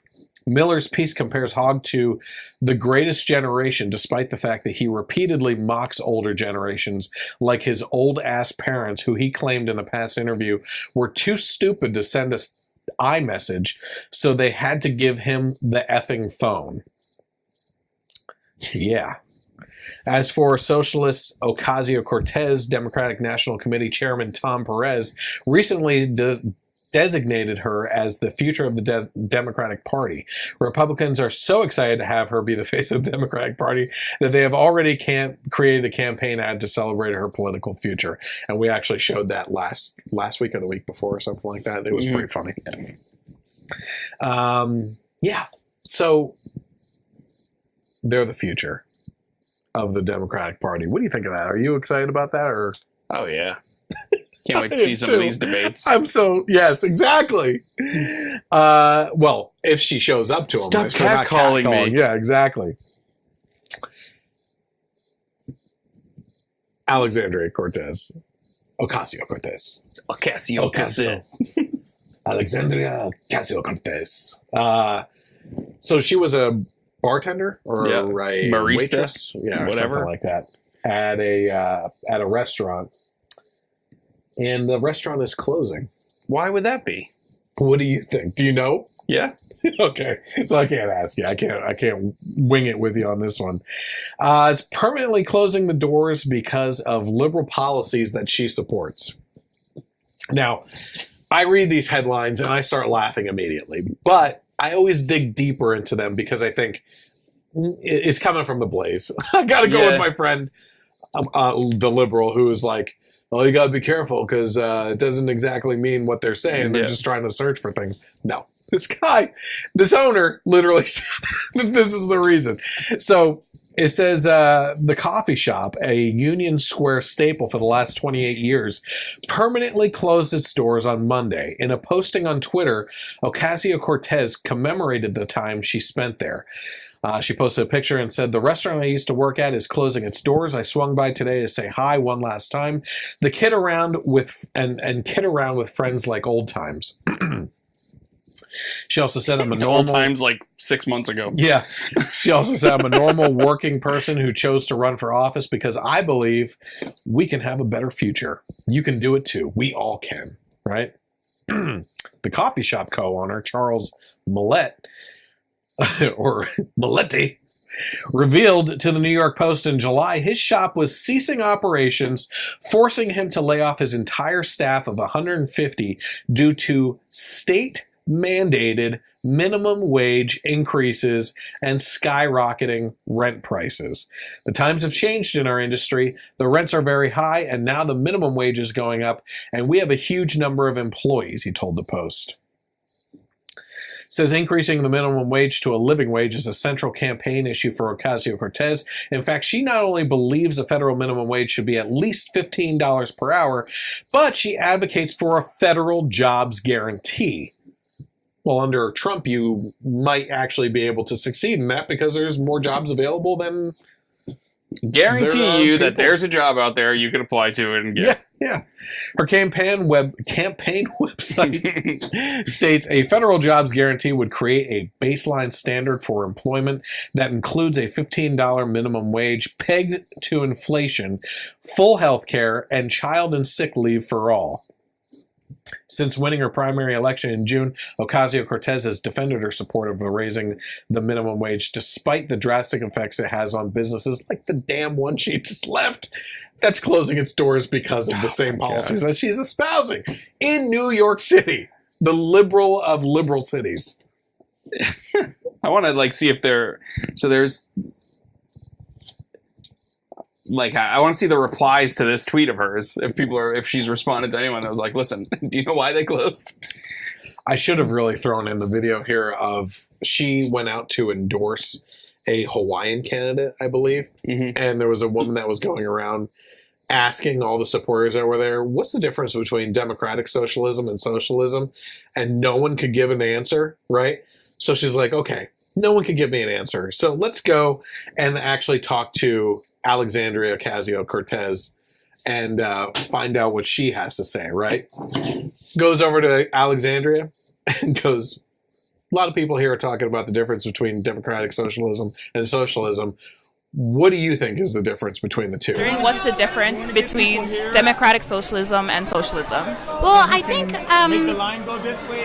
there's a couple of differences. One is that, of course, that first word, democratic, is extremely important, and it is the fundamental differentiating factor. One is it's really about having an economy where people have a full voting representation in how we make decisions to ensure that we have things like healthcare, housing, and education for all.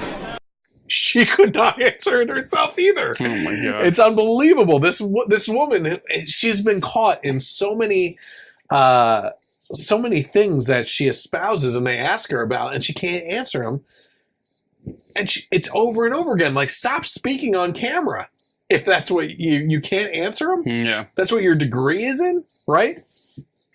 Plus, she refuses to actually debate anyone, including females, despite saying that Ben Shapiro's catcalling her and everything. But I thought that this would be actually a really good follow-up to that as well.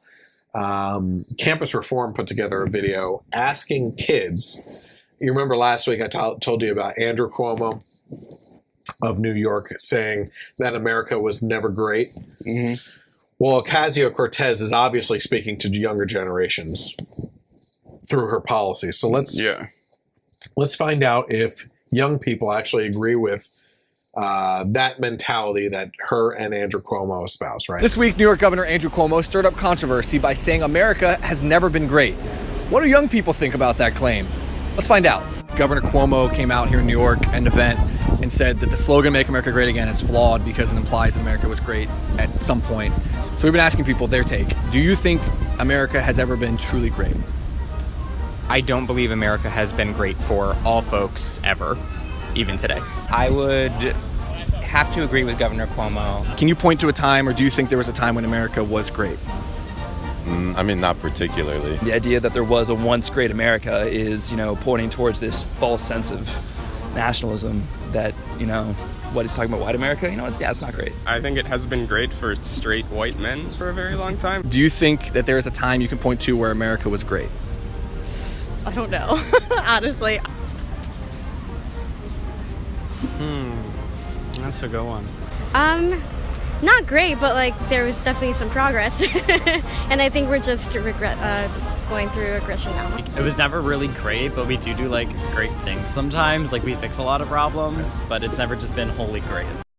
It's so funny because during the campaign, and they hated Trump's "Make America Great Again" tagline because they said, well, are you saying America's not great? That's true. Now they're saying America was never great. Yeah. It's like, make up your mind, idiots. Oh my gosh. And here's the thing.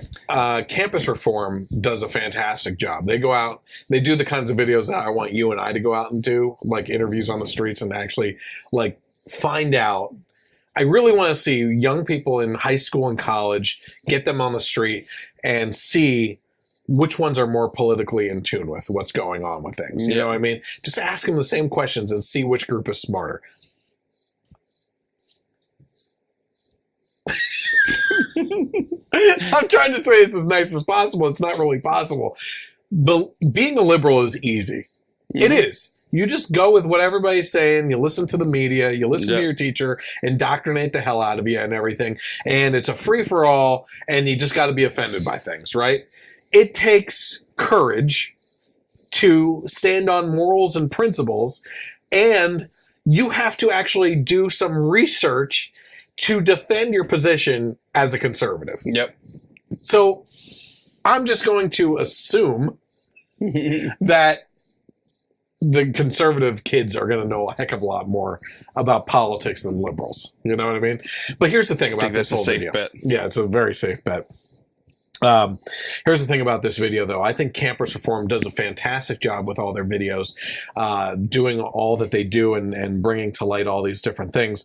But one thing that they missed that I think would have been a perfect follow-up question to these questions that they asked is, if you think that America is not great, what country do you think is great? Yeah. Right? Because I just want to hear the uneducated, moronic answers from them on what they think is great. Yep. Well, Venezuela, Nicaragua, South Africa, Norway, Norway, Sweden, all these socialist Cuba, because they have great healthcare down there. Yeah, okay. Canada. Go live in Cuba, see what that's like. Yeah. Go see your princess Justin Trudeau up in up in Canada. It's unbelievable to me that you can actually say that America was never great. Well, look, one of my favorite. They should like Trump then. He wants to make it great. Yeah, one of my favorite books is actually. I might get crap for this, but it's a Glenn Beck book. But it's called Miracles and Massacres, right? Mm-hmm. And it's the best and worst of American history, right? Mm-hmm. These really crazy, awesome things that happen, and these really crazy, horrible things that happen, like the Trail of Tears and stuff like that.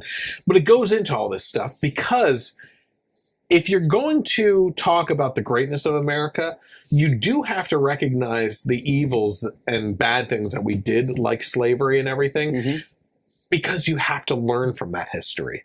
And you have to recognize that America recognized that in the process, chose to correct it, became better because of it, and continued to build upon that and become the greatest nation on the face of the planet, right? And all that they do. It's like any person, right? Look to who you see for greatness, right? Billy here, who's commenting, would say Trump, right? Okay, if that's who you see as great, does he have flaws? Yes. If you look at America as a personality, great. Great nation, great. Just absolutely fantastic. The best. Beyond the best. But we have it. It's our flaws, right? There's blemishes on our history. That doesn't mean that you're not a great nation, though. You have to take everything together. Yep. You know?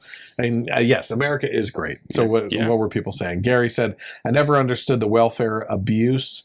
Needy but lazy. Opportunity is knocking. You can lead a lazy handout abusing horse to water, but you'll never get them to drink. Were we talking about welfare abuse?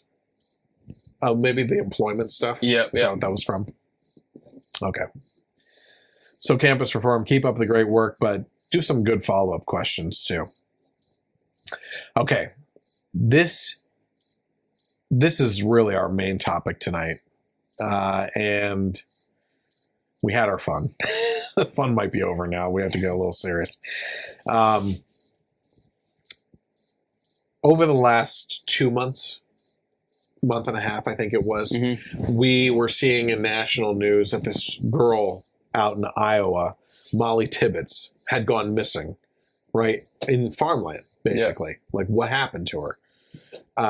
Her family was posting about her being missing. Everybody was looking for her. It was making national news. And then last week, was it? They found her body. Yep. Right? And we seemed to get immediate news of who the guy was, right? Well, it turns out that the guy was actually caught on camera following her, jogging along or something like that. And when they got to him and found him, he admitted to doing it and took the police to the body out in the middle of a cornfield somewhere, right? To Mollie Tibbetts. Here's the thing, though. This has sparked a national debate because the killer is an illegal immigrant. Yep. Is that a big deal? Yeah. Why? Because it shouldn't be here in the first place. Okay. But so what?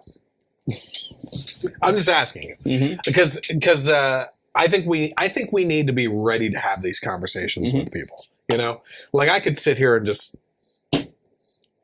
do my thing and run my mouth and then go to you for your opinion. Yeah. But I'm honestly interested in you're a smart guy. I wouldn't have you doing this stuff with me if you weren't. Yep. Why is it important? Because I mean, it validates why we need to have secure borders and why people should or shouldn't be allowed to come in, whether they have work visas or student visas or are applying for citizenship or things like that. Because there is a problem with violence and gang members and drugs and other things crossing the border. Yeah. So, I mean, yeah, there's murders every day from citizens, you know, but that doesn't take away, you know, from the importance of this, you know.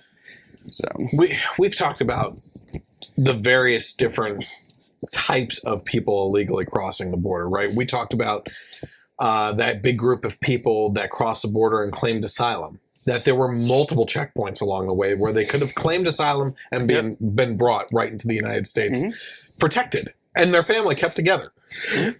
You know, all these children that get separated. I just saw that movie Mile 22, the one with and basically the whole point of that movie is no, it's from in the trailer. Okay, a guy goes to the embassy in this country, claims asylum, and then gets brought into the country. Yeah, like they have to get him 22 miles to the airport to bring him to the U.S. Yeah, was it good? It was okay. I mean, it got a ton of bad. I saw it got a ton of bad reviews, so I kind of went in with a really low bar, and then I thought it was better than what, you know. Well, we won't go too far off topic here because this is pretty important, but there's multiple ways that people get into the country. They do it the legal way and everything else. The point is what you were kind of talking about there with work visas and everything else is you're tracked, right?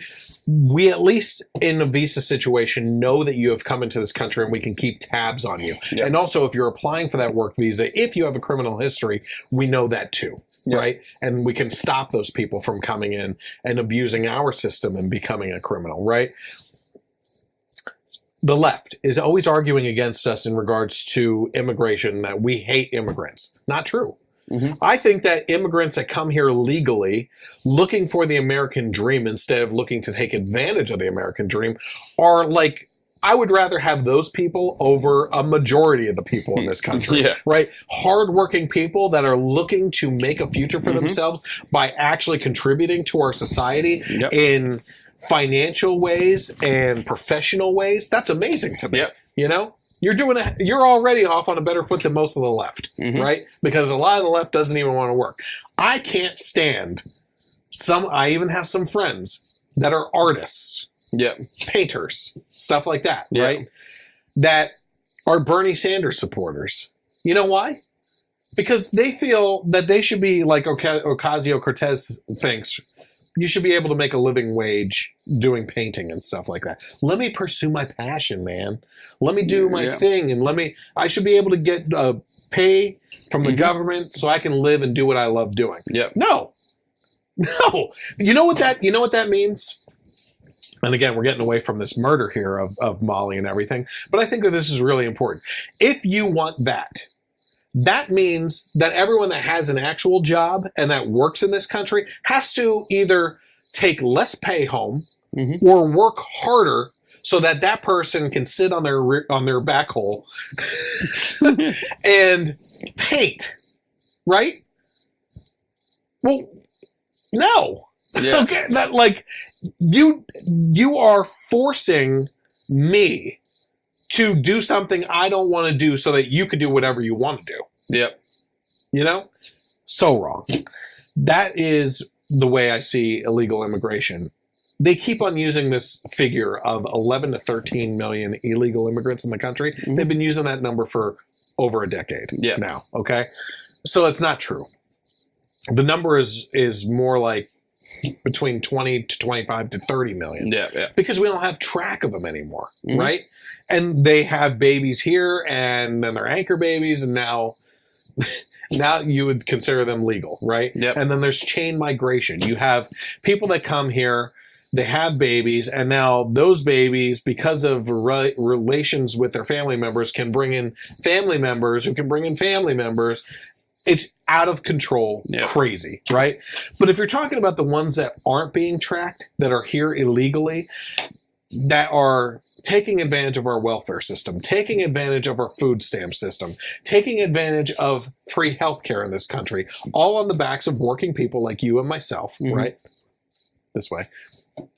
Then, again, you're putting a financial strain on the rest of society to make up that difference for you when you could have done it the legal way.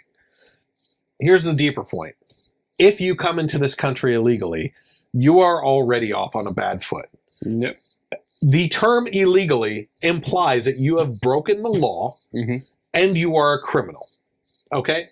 There is no way around that. You are a criminal if you illegally enter this country. So if you're a criminal and you have no respect for our law just to get into this country, how do you expect me to respect you as an individual to not break any more laws after that?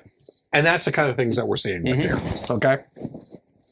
So this man who killed Mollie Tibbetts is an undocumented immigrant. Now, let's go into this a little bit. One article I read is that Mollie's cousin is upset and angry that conservatives are using her story to promote a political agenda, okay? I'm not going to say that I disagree with her on that. Here I am talking about her story. There's a lot of things. First of all, it's not just conservatives. I'm going to give you what the people on the left are saying. Elizabeth Warren and a couple other people, Bernie Sanders' campaign person, what she had to say about this, which will blow your mind, okay? So it's the left and the right using this for political purposes, but this is a national topic that needs examples, right? And it wasn't okay for the left, or I'm sorry, it was okay for the left to use the Parkland victims for a gun control debate. You know? So it's just, it's again a double standard here and everything of using these victims as examples. Mm-hmm. And first of all, before we even go any deeper, I forgot to say this. I feel really bad. I'm praying for the family. I'm praying for their comfort. And this is horrible what they're going through right now. Yep. I can't even imagine. Just she was out for a jog. That's what it came down to. Yep. She was out for a jog and she was abducted and killed. And I just think, like, I'm uncomfortable as a parent letting my kids out into a yard out in the middle of the country. Like, we've come to this. Mm-hmm. I have a hard time with that. And this girl was going into college or is in college? 24. She was 20, or I'm sorry, he's 24. She was 20. Yeah, so she was in college. Yeah. You're supposed to be raising your kids, your daughters, to a certain age where you can finally be comfortable with being like, okay, you're an adult now. Yep. You can go. No. Like, this is just one of those examples. And it leads into the examples of what we're talking about with illegal immigration and everything. So it was big news because people on the right were using this as an example of, look at this. This is an illegal immigrant. We keep on talking about, Trump keeps on talking about how illegal immigrants that come into this country are criminals. And within that batch of people, you're going to get rapists, murderers, drug lords, traffickers, and everything else. And the left, of course, took that narrative and ran off with it, saying that Trump thinks that all immigrants are rapists and murderers, right? No, that's not what he said. There's bad apples in every group. But if you open the floodgates completely without tracking, then you are just allowing these people into this country untracked. You're allowing criminals to come in without repercussion into our system, right? Well, the left got a little bit angry with that, okay? Elizabeth Warren was in an interview recently, okay? And they asked her a question in regards to this very topic. Let's hear what she had to say. I get one last question in here because it is a story, a very important story in the news. It has to do with Mollie Tibbetts, the young woman in Iowa who was murdered, her body believed to be found yesterday. A person has been charged with it. This person is an undocumented immigrant. Mike Pence and the president have suggested the immigration laws need to be stronger so that people like this man who was accused of this murder were not in the country. Your reaction? I'm so sorry for the family here, and I know this is hard, not only for the family, but for the people in her community, the people throughout Iowa. But one of the things we have to remember is we need an immigration system that is effective, that focuses on where real problems are. Last month, I went down to the border, and I saw where children had been taken away from their mothers. I met with those mothers who had been lied to, who didn't know where their children were, who hadn't had a chance to talk to their children, and there was no plan for how they would be reunified with their children.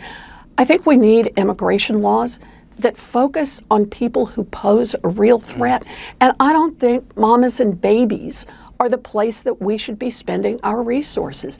Unbelievable. Yeah. Okay, so Pocahontas sending up smoke signals here again. She basically says, listen, my gosh, we feel for this family. But we got to focus on real problems. We got to focus on real problems. Yeah. The murder of this young girl is not a real problem, apparently, right? And goes into her diatribe about how the real problem is the families being separated at the border. Yeah. What? The ones that actually do have a chance of being reunited, whereas this family will never be reunited. Exactly. What an idiot. Oh my gosh. I can't, like, if that right there doesn't come back to haunt her in future campaigns, then anyone that runs against her, including people on her own side, are missing a prime opportunity, because the deflection of Pocahontas Warren here onto a completely different immigration debate and saying that basically this murder of this person wasn't a real problem. It was, Yeah.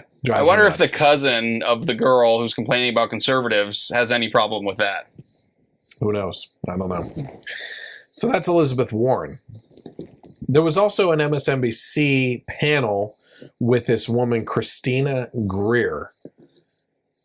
Now, they were talking about Cohen, right? Mm-hmm.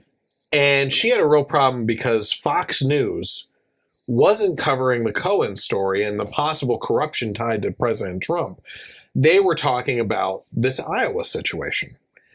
But listen to how she says that. Mm-hmm. Rally, but Fox News is talking about, a girl in Iowa and not this, right? And tomorrow morning, we know he'll wake up and tweet and sort of, besmirch the reputation of Michael Cohen and all the people around him and really go back to Mueller. And this is obviously going to boil down to Hillary Clinton and Barack Obama.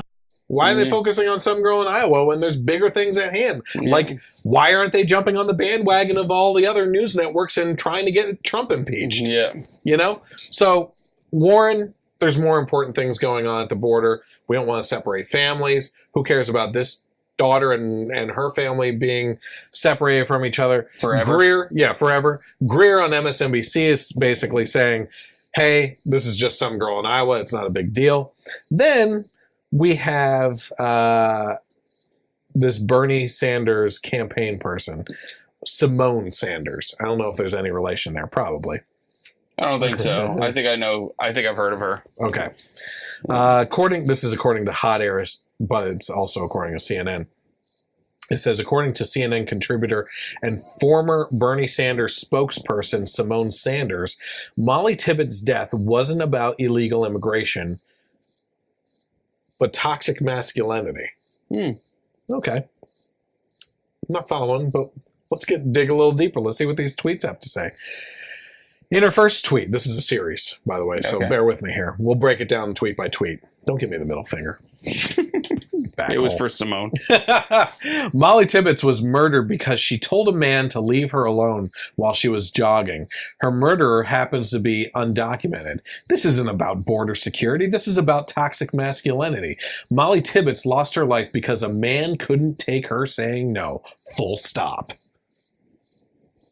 Well, she told us, huh? So toxic masculinity. Anything on that? No, it's not a thing. Moving along. I think we need a little bit more masculinity in our culture, if you ask me. She followed that up by saying her murderer actually might not even be undocumented. Regardless, it is problematic for people to characterize an entire community based off the actions of one person.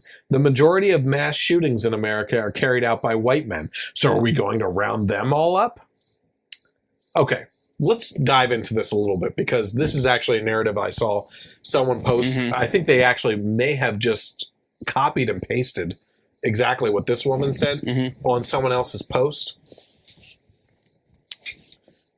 It's a deeper conversation on what happened here, right? Yes. Some people were saying, why are we focusing so much on this story because of an illegal immigrant when you have a man who killed his pregnant wife and two, preteen daughters? Yeah. Children. Kids. Babies. And then threw him out on an oil field that he worked on. Yep. Why are we focusing on these? Well, first of all, I've been talking privately about both stories. Okay, that's disgusting.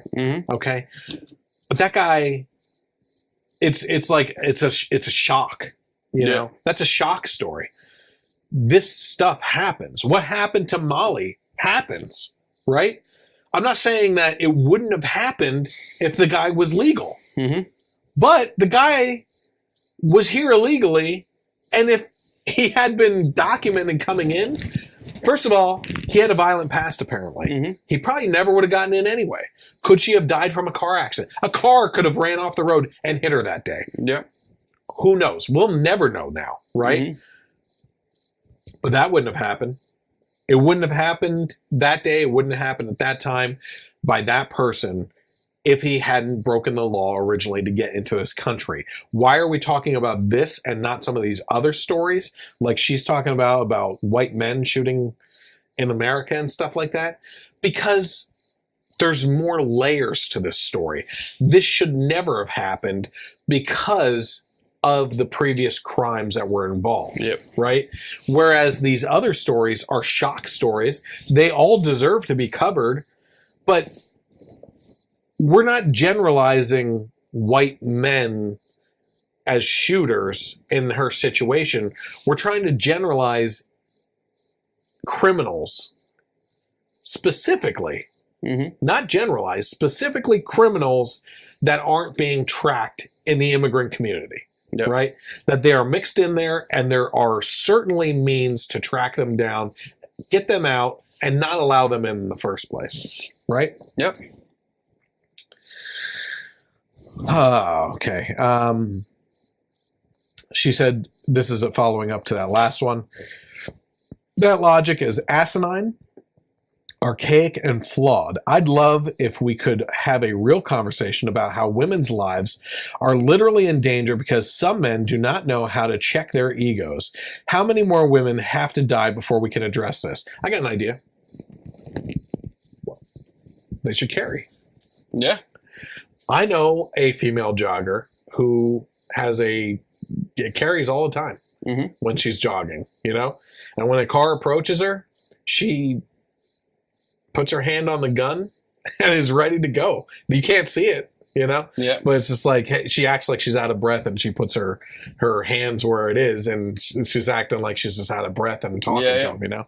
But she's ready to go. You know, the left likes to talk about how the sexes are equal, right? Anything you can do, I can do better type stuff, right? But it's not true. Okay, females are physically weaker than men.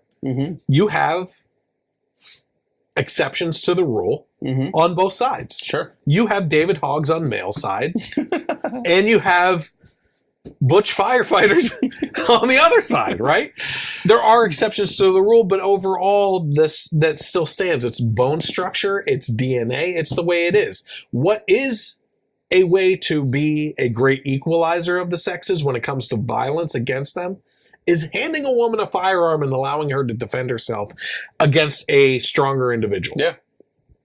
So just think of that restaurant where the guy went back and punched the chef or whatever, and then the manager we showed that video equalizer a couple weeks ago. Yeah, he was going to beat the crap out of those two women in the back of the restaurant, but instead the restaurant owner or manager or something pulled a gun and he stepped right off and backed out of the restaurant.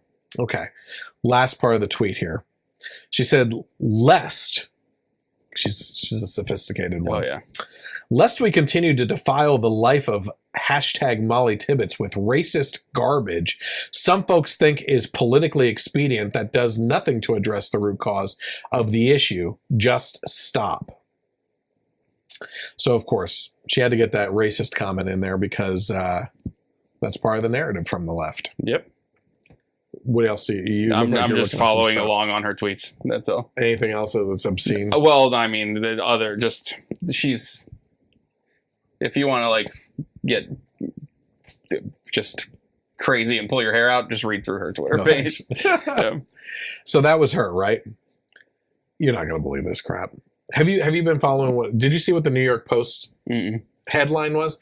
Now, I asked people to identify what was wrong with this headline, okay? Or with this article. I wasn't specific because I wanted to see what people had to say. The New York Post came out with an article in regards to this.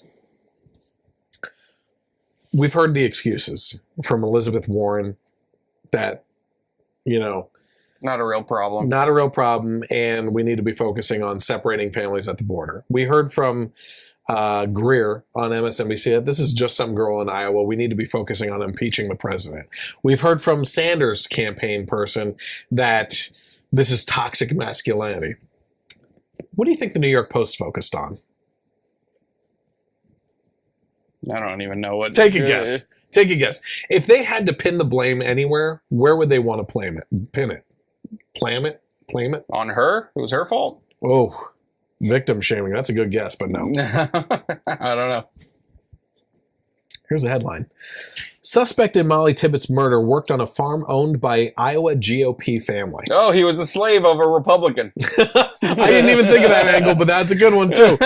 No, they basically want to somehow, okay, look, this is the way they're looking at it. We're losing the narrative here. We need to somehow tie this back into blaming Republicans for something. Yeah. Right? So maybe he wouldn't be here if the Republican hadn't hired him, right? Yeah. Oh my gosh. This is insane to me. New York Post. This is according to Christian. Oh no, that's the guy. So who wrote this article? Joe Dumbass. No, it's Tacopino. Right? But if it was Al Sharpton reading it, it would be Joe Taco Pino. Okay, so it says the illegal immigrant who allegedly killed college student Mollie Tibbetts had worked for years at a farm owned by a prominent Iowa Republican family. Christian Rivera, the 24-year-old man who was suspected of murdering Tibbetts while she was out jogging, was an employee in good standing at Yerby Farms, which is owned by the family of former Iowa official Craig Lang, according to the Des Moines Register. In the statement, Craig's brother, Dane Lang, said he was shocked to hear Rivera had been charged with a crime. This individual has worked at our farms for 4 years and was vetted through the government's E-Verify system and was an employee in good standing. Yerby Farms follows all laws related to verifying employees are legal to work in the United States. Craig Lang is the former president of the Iowa Farm Bureau Federation and a 2018 Republican candidate for State Secretary of Agriculture, according to the Register. So they go on to say that they're sorry to hear about all this and everything. But basically, people were saying in regards to this that this Republican family obviously knew that he was illegal, or that's basically what they're saying. That this Iowa family, that's a bunch of Republicans, hired illegal immigrants, and that they are the problem. You know, you shouldn't have been hiring illegal aliens. Well, this is crazy. CNN actually came out with the truth on this one for once. The suspect in Mollie Tibbetts' killing gave false ID to the employer. So wait, the guy illegally enters the country. Okay, crime number one. He makes false IDs. Crime number two, and then kills a woman. 3 crimes right there. Yep. Once a criminal, always a criminal. Okay? And that's like progressively getting worse, man. Progressively? Yeah, like my word. But that's the thing. It's like, okay, I got away with this. I can get away with this. I got away with this. Maybe I'll get away with this. Had it not been for the cameras catching him,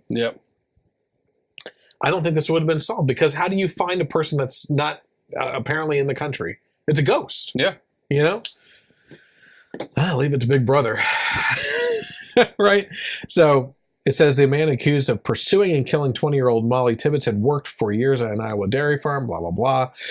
We learned in the last 24 hours that our employee was not who he said he was, according to Dane Lang, the co-owner and manager of ERB Farms. Says Tibbetts went missing last month. Yes, Tuesday, Rivera confessed to following her as she ran on a country road, led authorities to the field where the body believed to be hers was buried under corn stalks. He's a Mexican man who officials said came to the U.S. illegally, largely remained silent in court, answering yes or no questions in Spanish through an interpreter. His defense attorney, Alan Richards, said Rivera came to the U.S. as a minor, held a job in the community, and has no prior criminal record. Look at his interpreter. She's on the other side of the table. Doesn't want to be sitting next to him. Let's see. In applying for the job, Rivera provided a state ID and social security card that was verified through the Social Security Administration's verification system, according to Lang. But those forms of ID were not of Rivera. So he stole someone's ID. You know? Okay. Now, we're going to get off that Mollie topic for just a second. And according to the Daily Mail, an illegal Mexican immigrant, not this one that we were talking about, beat and raped 3 women while on an unenforced 2012 ICE deportation order and is handed 80 years in prison. Okay. Miguel C. Luna, 37, was sentenced on Monday for the 2 rapes in 2015 and 2016. He wore a mask and surgical gloves for brutal attacks that lasted around 90 minutes, admitting to raping a 3rd woman in 2016 after saying he'd use a knife if she resisted. The Mexican was subject to ICE arrest order that would have led to his deportation. Judge David Carlson said victims failed by authorities' failure to enforce this. Okay? Of course. So this is awesome. An Illinois judge slammed officials on Monday for failing to enforce a 2012 ICE deportation order on an illegal Mexican immigrant who went on to brutally beat and rape 3 women. Miguel was handed 80 years in prison for raping 2 women in 2015-2016. He also admitted to raping a 3rd woman who has since died. Addressing Luna, who remained in the United States despite ICE issuing an order for his arrest because of his illegal status, Judge David Carlson said, "You shouldn't have been in this country. The system let the victims down in this case." He pleaded guilty to the first 2 rapes in May when he admitted to obscuring his face wearing surgical gloves. Details of the 3rd attack emerged when the victim contacted police after Luna's arrest. The 19-year-old said she was running in Joliet when she was tackled from behind by a knifeman who threatened to kill her if she turned around. Oh, these guys seem to like picking on joggers. Judge Carlson said he was unable to understand why Luna had not been deported after ICE issued its warrant. "You were free to do these acts, whether through misguided political correctness or people who do not believe in laws or borders. One thing I can do with this sentence is show that the laws we believe in here, maybe this won't happen again. Maybe that's a little bit of closure." Good for this guy. Mm-hmm. He's throwing it in the face of the Democrats right now. Right? Sure. Guy shouldn't have been here. Wouldn't have happened probably. Mm-hmm. It may have happened by someone else. Wouldn't have happened by this dirtbag. Yep. Right? Okay, that's the one. Did you hear about this story? Another illegal immigrant. Oh, I'm sorry, I gave away the punchline. Damn it. San Bernardino man this is according to Eyewitness News, ABC 7. Here's the headline. San Bernardino man arrested while taking pregnant wife to hospital. They changed the headline. Mm-hmm. It used to just say that. Now they added, is wanted for murder in Mexico, ICE says. Okay? The guy was here illegally. Yep. He's wanted for murder in Mexico. And this caused all this outrage with people on the left saying, oh my gosh, this guy was just trying to take his wife to the hospital. She's pregnant. She was going to give birth. And ICE stops them and arrests the guy. What? ICE is terrorists. They're terrorists. ICE. Abolish ICE, right? Turns out this guy's wanted for murder in Mexico. Okay? Not only that, he's here illegally. Mm-hmm. Go figure. You're right. We just seem to be letting the murderers just ride right through these gates, right? Yep. Right through our south hole. Anyway, so not only that, guess what? The wife's illegally here too. Yeah. Guess what? They have a bunch of kids that they had here. They're anchor babies. Mm-hmm. Guess who wasn't arrested? The mother. So the mother gets to stay. There should be no outrage because she's not the one wanted for murder. But this guy is. Yep. And all these leftist media sources focused on the fact that the guy was like unjustly arrested when he was just trying to bring his wife to the hospital. No one was focusing on the fact that he was illegally here and that the damn guy was wanted for murder. Yeah. Right? It's unbelievable. Anything else in regards to these cases at all? I just wonder, like, these, journalists, like, if it was their family member or kid that was murdered, would they be okay with the person not being arrested just because he was in another country taking his pregnant wife to the hospital? Yeah. I mean, it's ridiculous. Well, and on top of that, it's, I don't know. What I was going to say is the fact that these aren't stories that I dug for. These are all recent stories this week. When I saw them up on current events, I posted them. I'm not digging through history. If I dug through history, we could be here for the next week doing a podcast on all the crimes that these illegals commit. Not all illegals, right? Yep. But there's a portion of them that are committing crimes. Well, all illegals did commit a crime. Exactly. That's true. Some are worse than others, though. Some are real backholes from the South Hole. Yeah. Okay. Now, what? Backholes from the South Hole.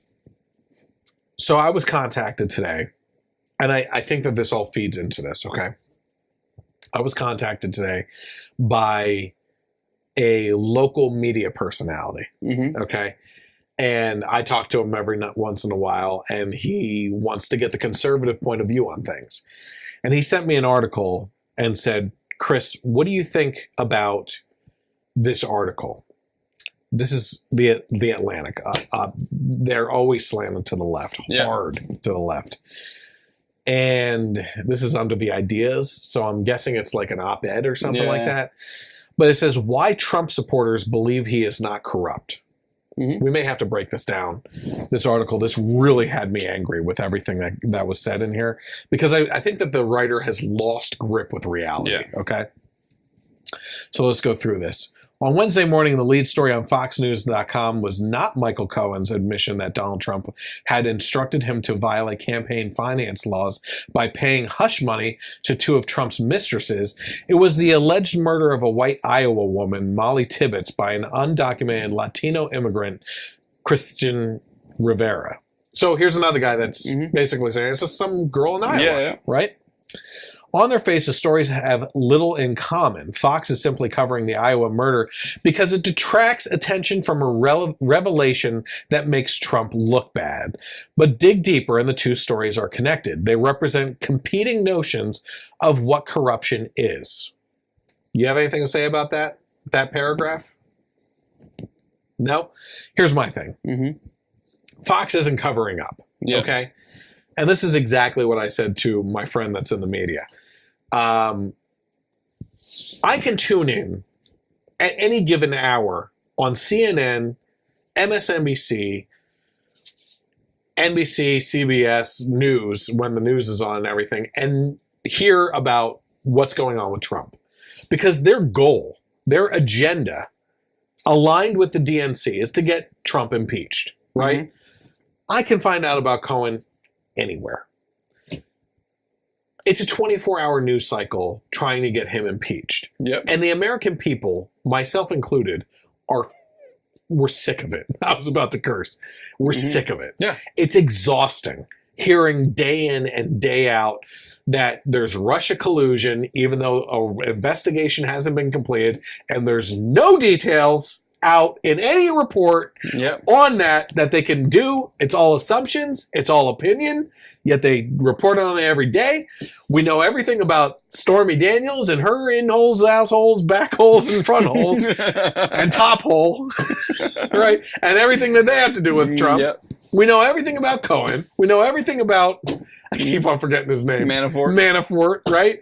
We know about Giuliani's involvement. We know Omarosa. Like, it's just controversy after controversy out of little friggin' things, right?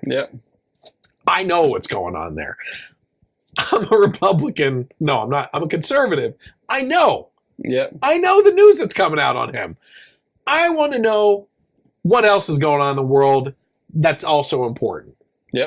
We talk about these subjects all the freaking time, right? I can get that news on Trump any given time. Fox isn't covering up.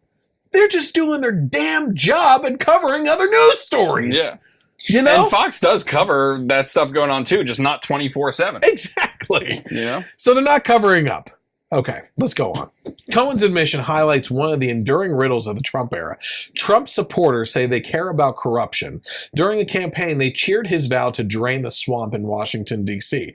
When Morning Consult asked Americans in May 2016 to explain why they disliked Hillary Clinton, the second most common answer was that she was corrupt.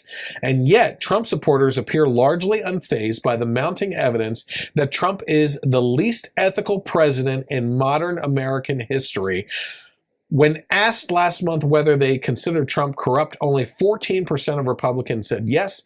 Even Cohen's allegation is unlikely to change that. Why is that, Mike? Because it's just a story that's not important to us. Do you know, okay, from what I understand, this is all about campaign finance violations, right? Yep.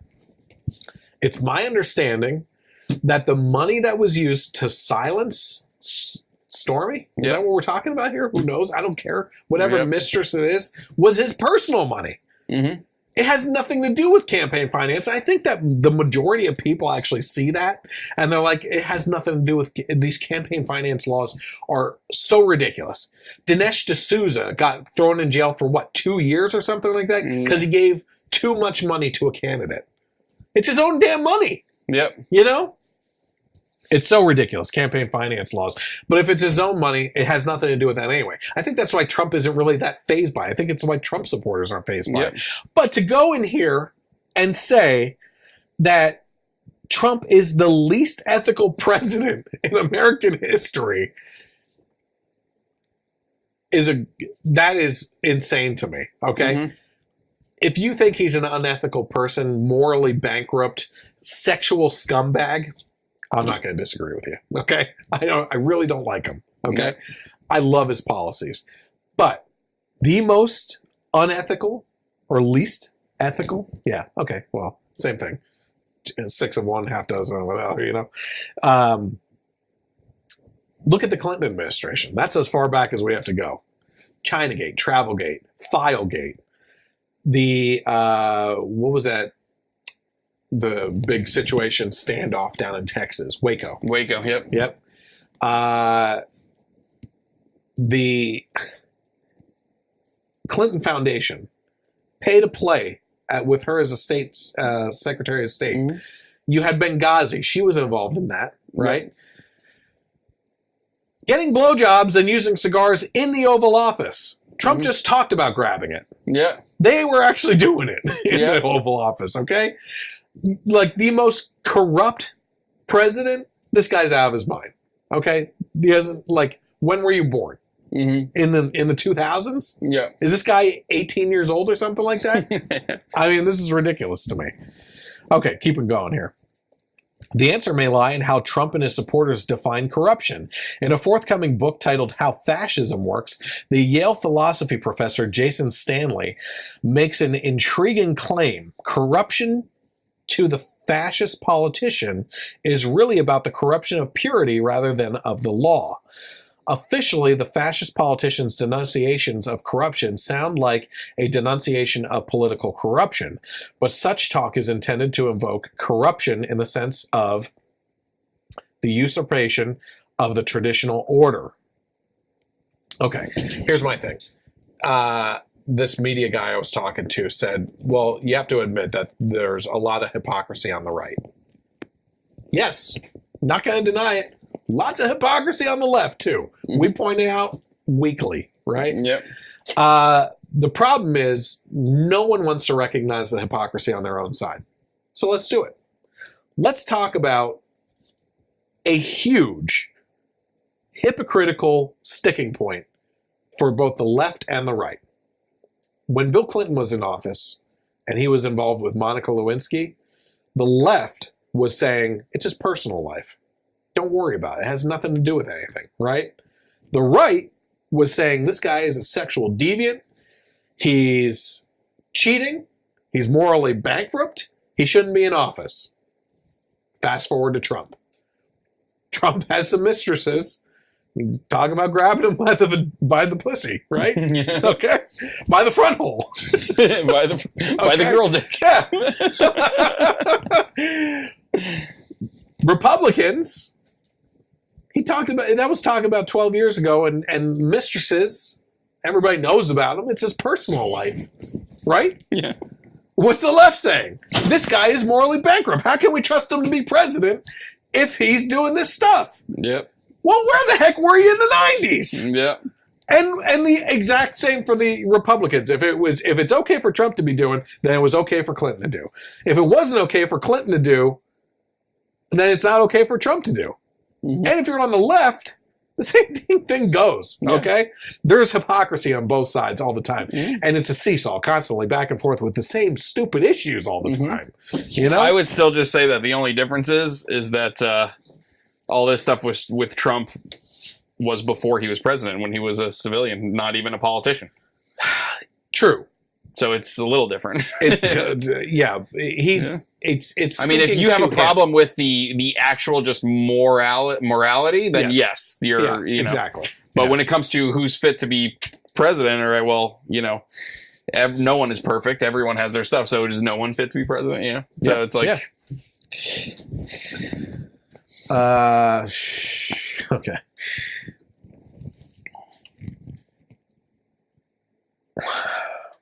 I don't know. This whole article goes on and everything, and I just find it ridiculous that we're comparing corruption. It's the media. We just don't trust the media to cover things anymore fairly, and we know what they're going to say before they even say it.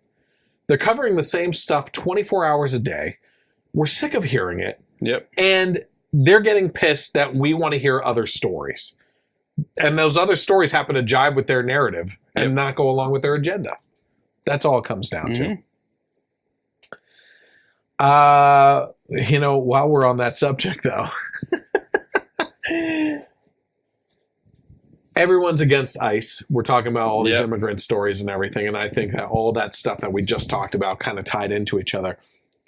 They're bashing ICE all the time. We talked about how in the midst of their bashing, they saved like a 6-year-old or a 5-year-old or 4-year-old that was out in the desert alone, starving and dehydrated. Like, they save people too, you know? This one's even better, though. When was this? I forget what day this was, but ICE deported an actual Nazi from Ocasio's district in Queens. Okay? Like, a 95-year-old Nazi war criminal. They found him, they pulled him out, and they're deporting his ass back to Germany, I guess. You know? Where he'll help reshape and build the new Reich, right? Yeah, right. Fourth. So, do you hate that? If you're on the left, is that kind of hurting the narrative too? I mean, isn't ICE terrorists? Isn't it the Trump administration and the supporters Nazis? But they're deporting them. That jives with the narrative a little bit there, right? Any other big topics that you had in mind? No, not really. Okay. Get here late, you don't even bring material. I know. Yeah, I haven't been keeping up on it, really. Oh. It's just craziness. Seen a bunch of movies. Good for you. I'm glad someone has time. Gotta split off a movie podcast. Yeah. Apparently, we'll start off with. Well, I need to see some. I don't really know. I don't think there hasn't been that much. Like, it's all just. I really wanted to see a Mile 22. I thought that was going to be really good. Yeah, well, it got awful reviews, but I thought it was pretty good. But I understood some of the complaints. I think you and I are both looking forward to Operation Finale. Yes. Yeah, very much so. That looks really good. One I'm looking forward to comes out tomorrow. Actually, it was today. The Happy Time Murders. Yeah. Looks funny. I don't want to see that, Mike. All sesame. Yeah. Or no sesame, all street. Yeah. And apparently it's like written and directed by the son of Jim Henson. No way. Yes. Oh my gosh. It looks really funny. Yeah. The silly string. Yep. There was I heard that Crazy Rich Asians was actually really good. Yeah, it got really good reviews. I haven't seen that one. Yeah. I've been curious about Black Klansman too. Because I can't stand Spike Lee. Yeah, exactly. And I heard there's some political stuff like towards the end or whatever. But I also have heard some good things. That it was actually kind of funny. It was not anti-cop, because it's a story of this black police officer and a white police officer together infiltrating the KKK. So it was pretty pro-cop. I also heard it had some kind of pro-gun, probably inadvertently, but, right? But pro-gun, stuff. So I don't know. We'll see. Well, the cricket's back, which signals our time to go. Yeah. We've spent a lot of time with you backholes out there. Right. Well, listen, I appreciate everyone tuning in tonight. We had covered some really important topics. We had some funny topics, too, that we covered in the beginning. And Mike was able to join us for a good portion of the podcast, actually, so that was nice. I appreciate everyone tuning in. You can, again, if you can find us on Facebook, it's not hard. It's not like Waldo. All you have to do is search for the Generation Y Conservative. Hit like on that page.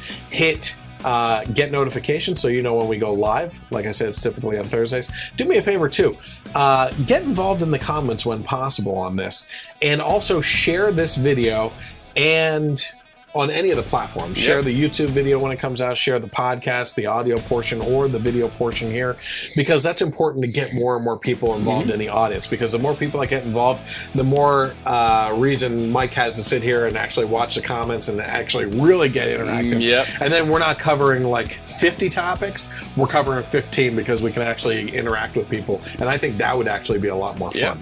Sure. So share the video and get involved in the comments, like Gary and Billy and Tanya and Joanne and all the other people, Leslie, all get involved with there, and it's a lot of fun, obviously, to do that. Also, I said, more importantly, I would really appreciate if you could go to the YouTube channel, hit subscribe to that, and hit the bell for notifications, and also try to get more people involved in subscribing on there, because then we can actually start making money, and I can pay Mike for his efforts.